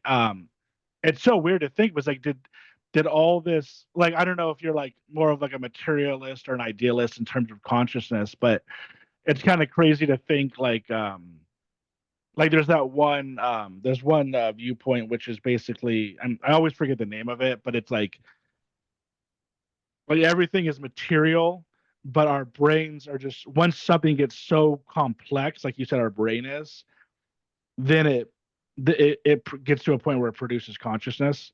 Hmm. Um, but then there's people who think that, like, like everything is conscious, or we're living inside of consciousness, almost kind of like, so I don't know if like we got the consciousness from just a million, like if it just kind of slowly, naturally kind of,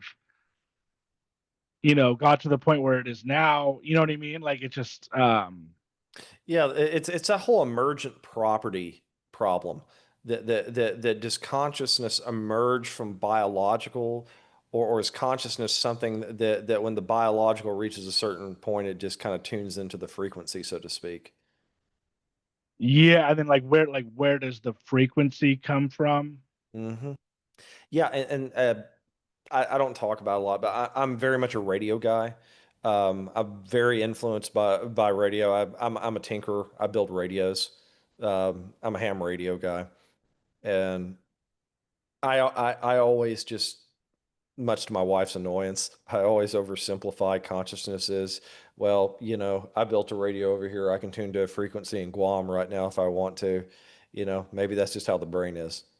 That it's complex enough of a system that it could tune in to whatever this frequency is, so to speak.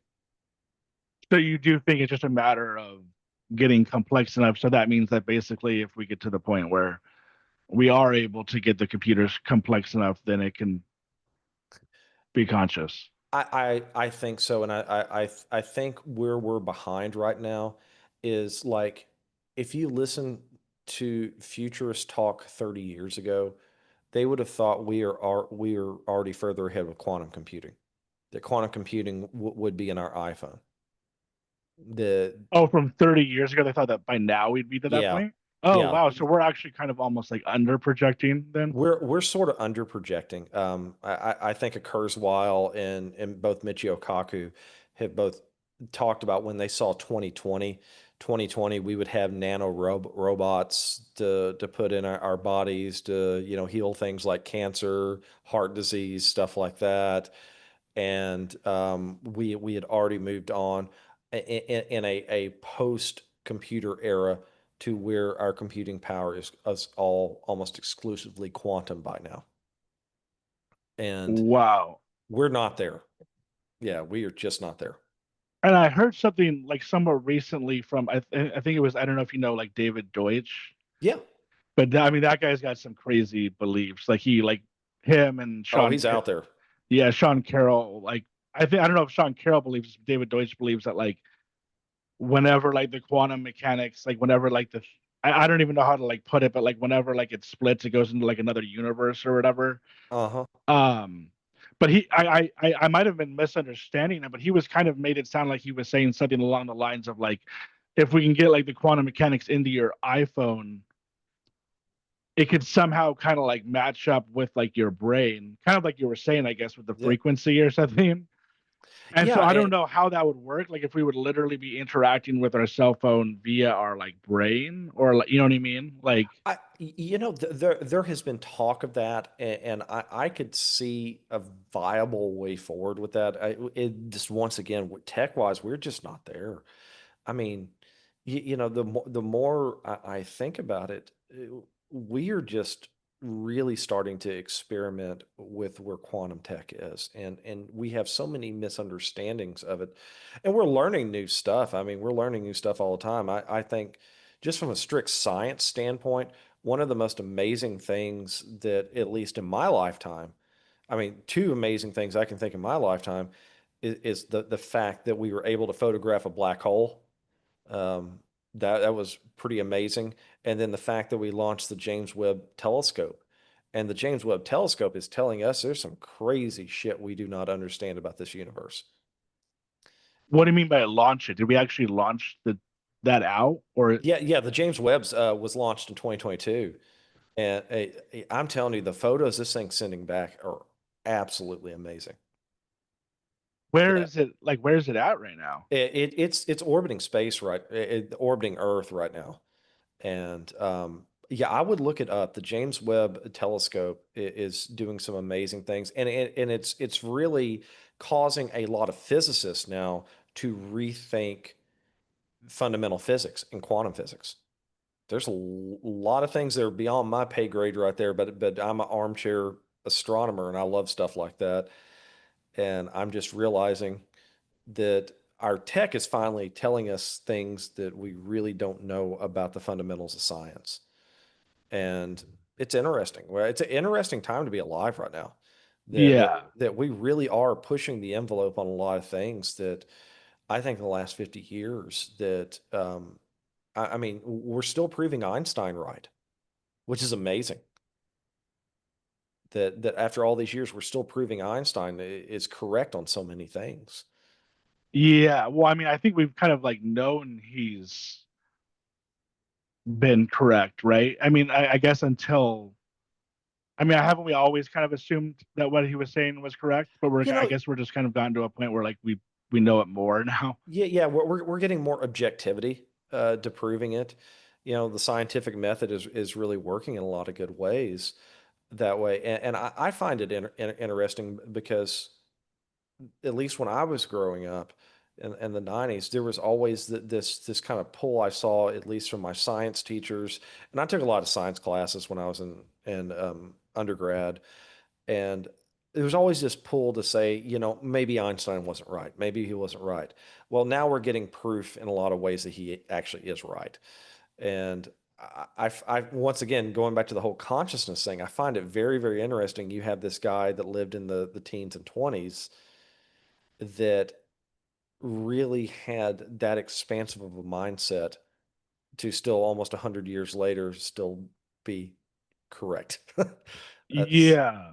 And it's crazy because like if he wasn't correct, then would we think that it would be um something else, or would it just kind of go back to what it was before, which would be, I guess, classical mechanics, right? yeah, I mean, yeah. I mean, if a lot of this wasn't right, my understanding of it is, I mean, we'd have to revisit classical mechanics, and I think the frontier we're dealing with right now, and I think it affects us from a technology level, going back to the AI stuff, going back to crypto, everything, is we are just trying to figure out the basics of what quantum mechanics is. I mean, we are still, from my understanding, in the infancy stages of this. And it's a beautiful time to be alive because the more we figure out about that, I mean, it's going to potentially unlock so many things that we just don't understand about base reality around us. At least that's what I'm getting out of it from yeah. everything I've researched.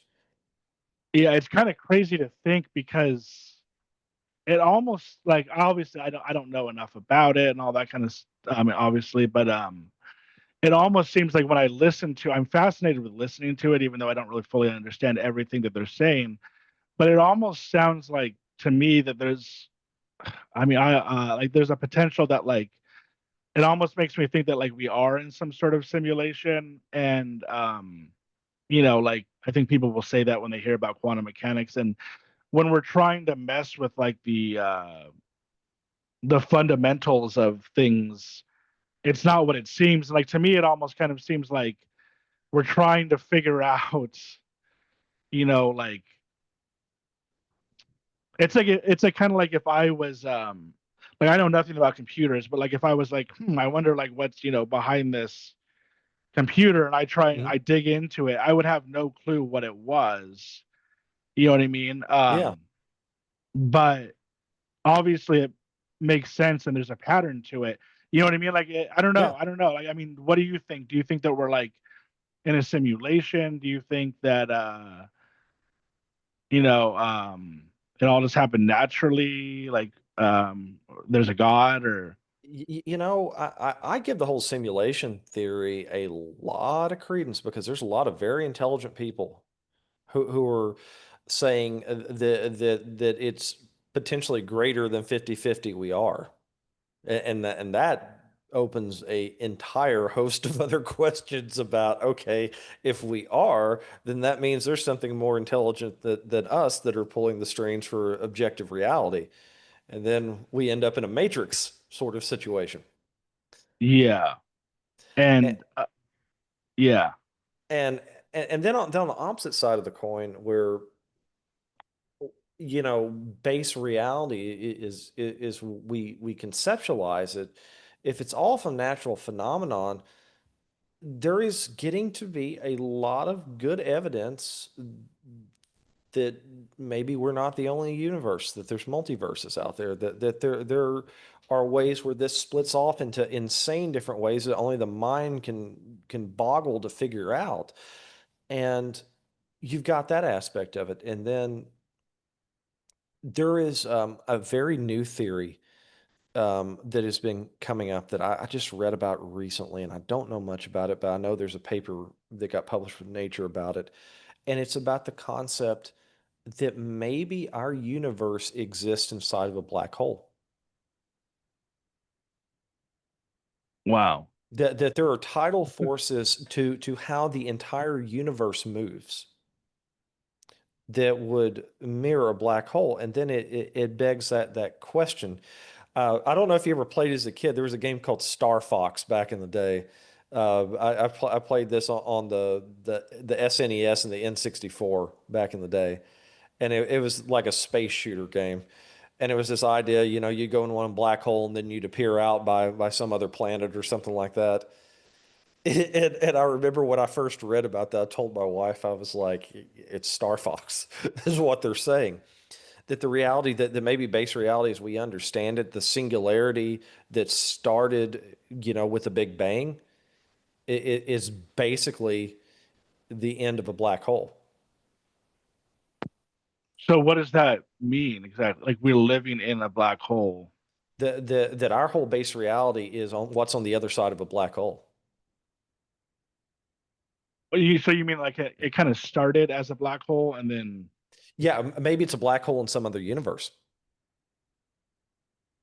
That our universe exists inside a black hole that's in somebody else's universe. oh And man. yeah, yeah. How do they come to that conclusion? The only evidence they've got right now, and I hadn't read the paper yet, but that was sort of the premise they were talking about, and it's this concept of tidal forces, the idea that the entire universe is spinning a certain way. That would give it follows some of the calculations, the mechanics of how black holes spin. Man. Yeah, and I read that and my mind was blown for the rest of the day when I read that. And I've thought about it a lot because when we talk about how things in the universe spin based on I've got telescopes. I'm an astronomer too. Just I love astronomy. And I've looked at this, and you see it every night. You see the way certain constellations appear over the horizon, move, and everything like that, and they move at different time frames than you see when you go objectively further out in time. Galaxies spin certain directions, and then you have whole clusters of galaxies that spin in directions. But this is something we've never seen before: is the concept that the entire universe itself may be spinning, which is some wild ass work. And Yeah. it's going to take it's going to take more than one article to convince me, but it's a very interesting theory. And it gives this whole idea that there was a lot of credence to this back in the 60s and 70s of wormholes, that you could go in a black hole, come out at somewhere else in the universe. And maybe the multiverse is that. Maybe the multiverse is you go through a black hole, you end up in another universe. Go through a black hole, end up in another universe, depending on where you're at.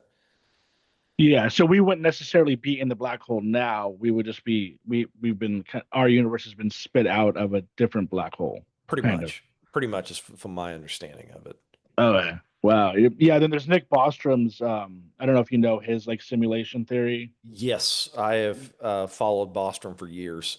Yeah, which makes a lot of sense that if they if they, I think the idea is like if they build,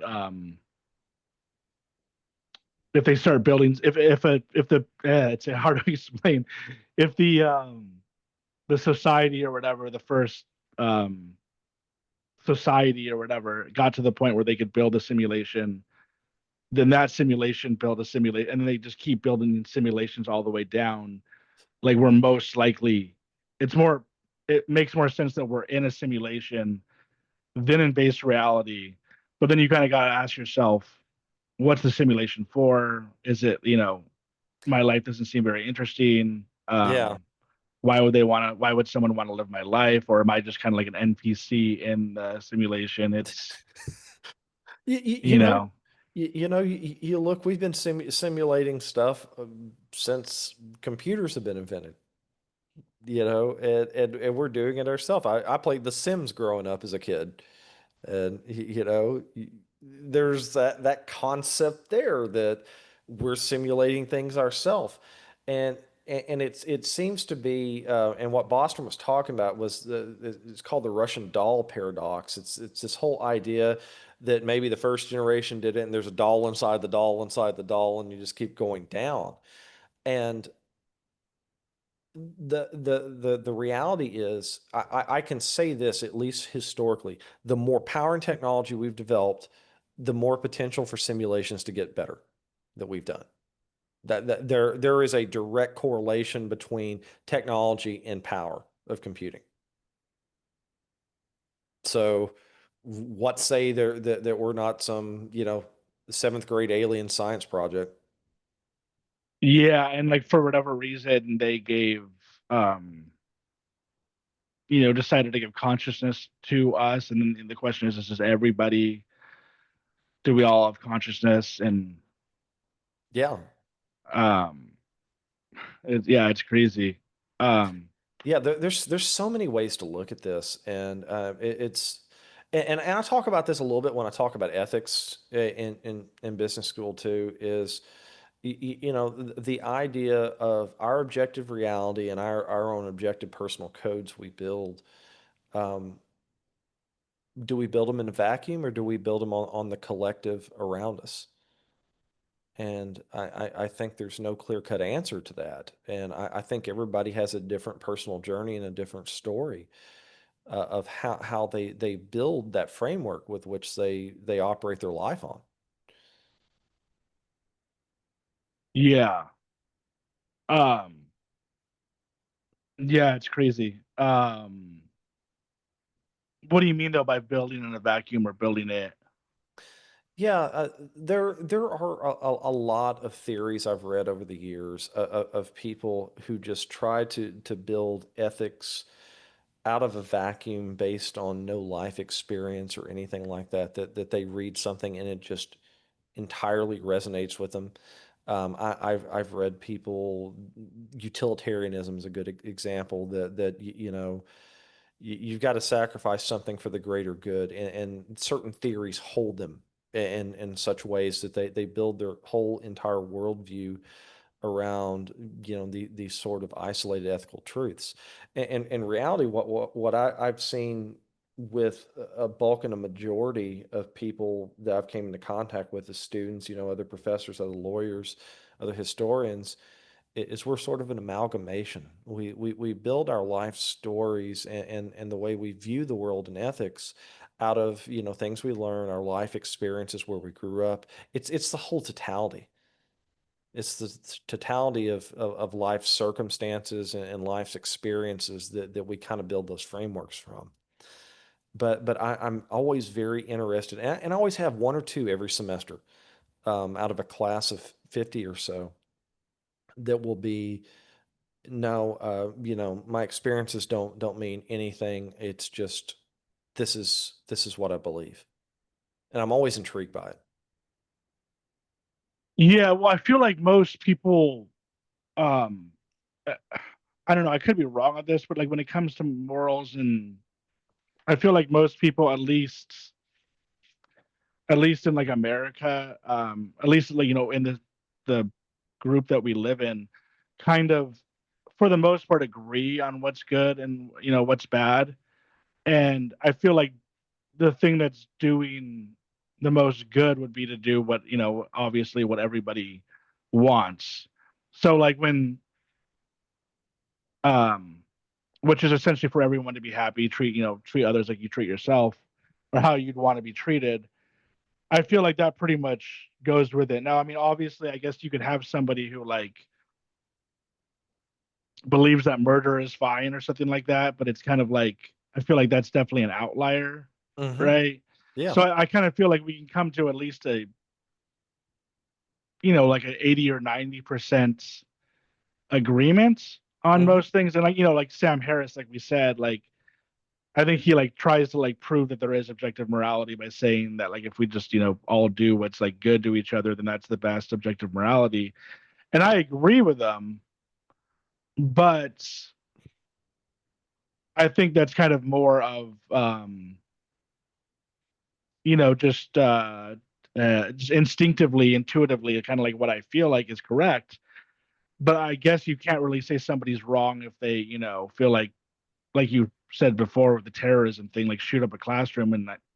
I don't know if they can like really justify that. You know what I mean? I don't know if they've justified that in their head as being morally correct, or they're just kind of mentally ill at that point. You know what I mean? Yeah. Yeah. I think that's a very interesting one because, yeah, I mentioned that Homeland Security and counterterrorism degree I got from A&M years ago. Um, the lens we looked through mostly was through radical religious terrorism. That was the lens at the time. That radical religious terrorism was the lens where most terrorism was viewed through at the time. And is that a valid lens? Yeah, I say it is. But are there more lenses than that to kind of view that? Yeah, there are. Um,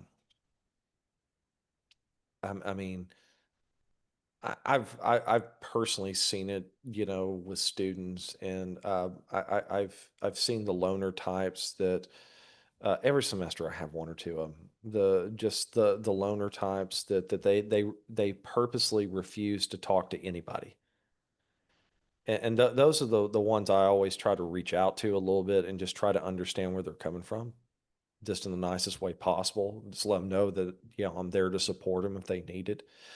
And some are just truly just kind of antisocial just because they've had bad experiences, and some are just antisocial just because that's just in their DNA, that's in their makeup.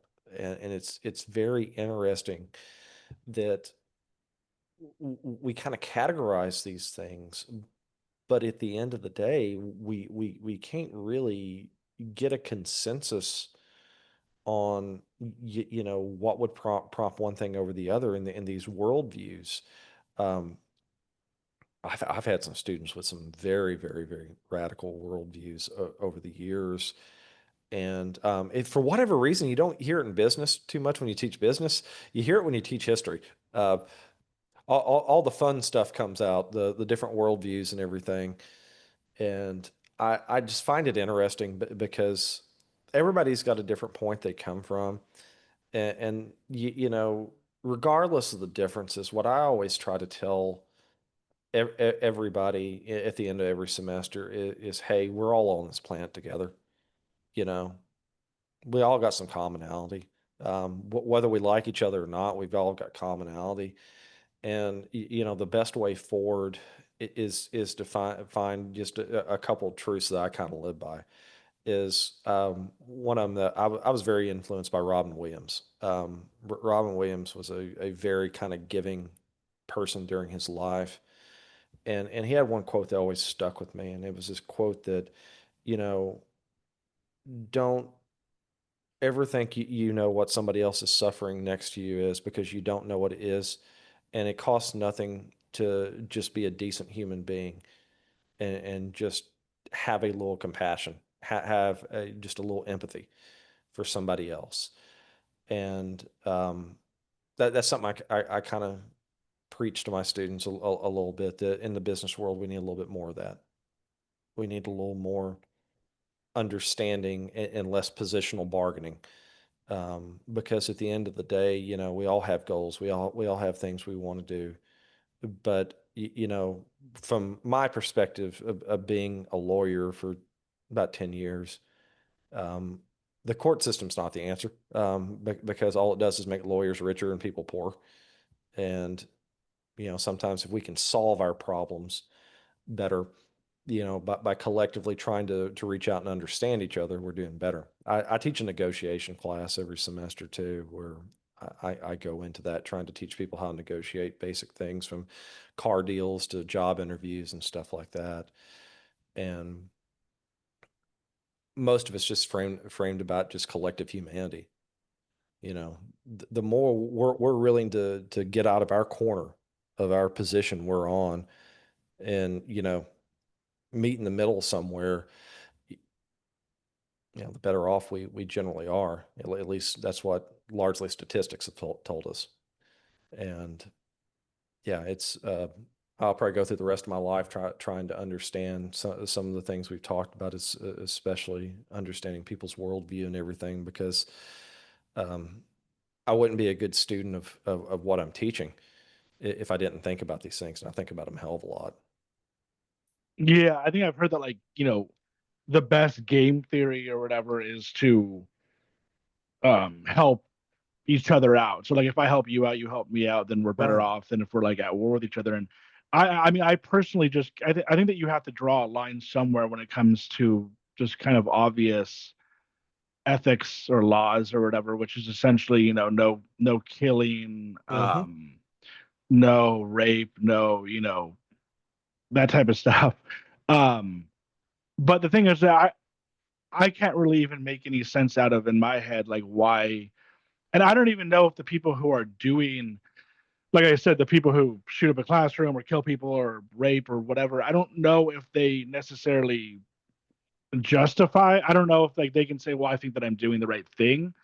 But I kind of like in my head, it's kind of like, well, obviously there's like really no good that comes out of that. Like, there's no good that comes out of like killing somebody. Right. Yeah. And I mean, I guess in a situation where it's self-defense, or I mean, I guess in some cases, some people might be able to like justify it by like the other person's so bad, but um, yeah, like I just can't think of any good reason to do that. So in my mind, it's just automatically bad. But and I kind of do wonder, are there other people who just truly, I guess, don't think that it's bad? Like, or do they, can they at least realize this is bad, but I got to do it anyways, or something, or they're just mentally ill?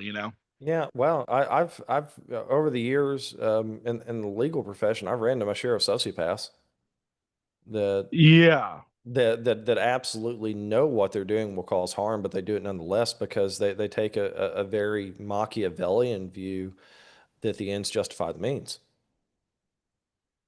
but I mean, what even would be the means? Like, what are they getting out of? I mean, obviously it depends on what they're doing. Like a serial killer, Yeah. what does a serial killer even get out of killing? Like almost nothing. Obviously, in some cases, they can say, "Well, I can take what they have or whatever," but you know what I Yeah. mean? It's like it doesn't seem like it justifies. I mean, obviously it depends on the what the crime is, but it doesn't seem like it's justified, right?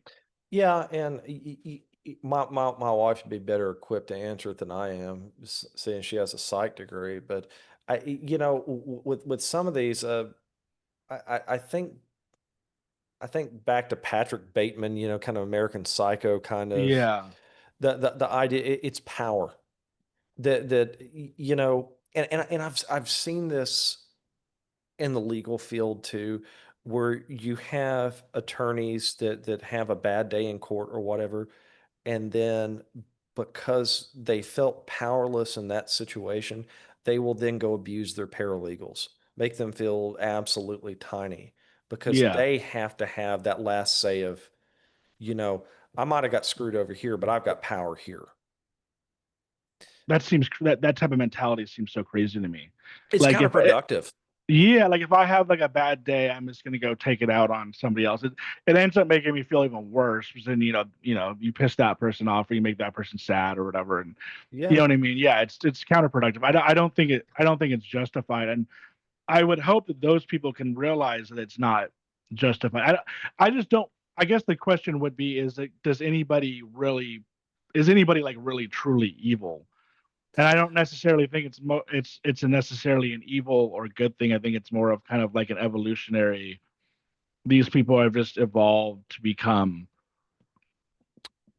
Yeah. killers or whatever. You know what I mean? Or like Or predators yeah, or predators. yeah. Yeah, Yeah, I think absolutely there's an evolution aspect to it, and I'm very ill-equipped to really know the reasons, but just based on what I've seen in my own life, yeah, I've seen those people that have seemed to just drown out any any sort of rules and ethics or anything like that because simply I don't know if it's mental illness, I don't know if it's defect, I'm not sure, but they are very okay with it.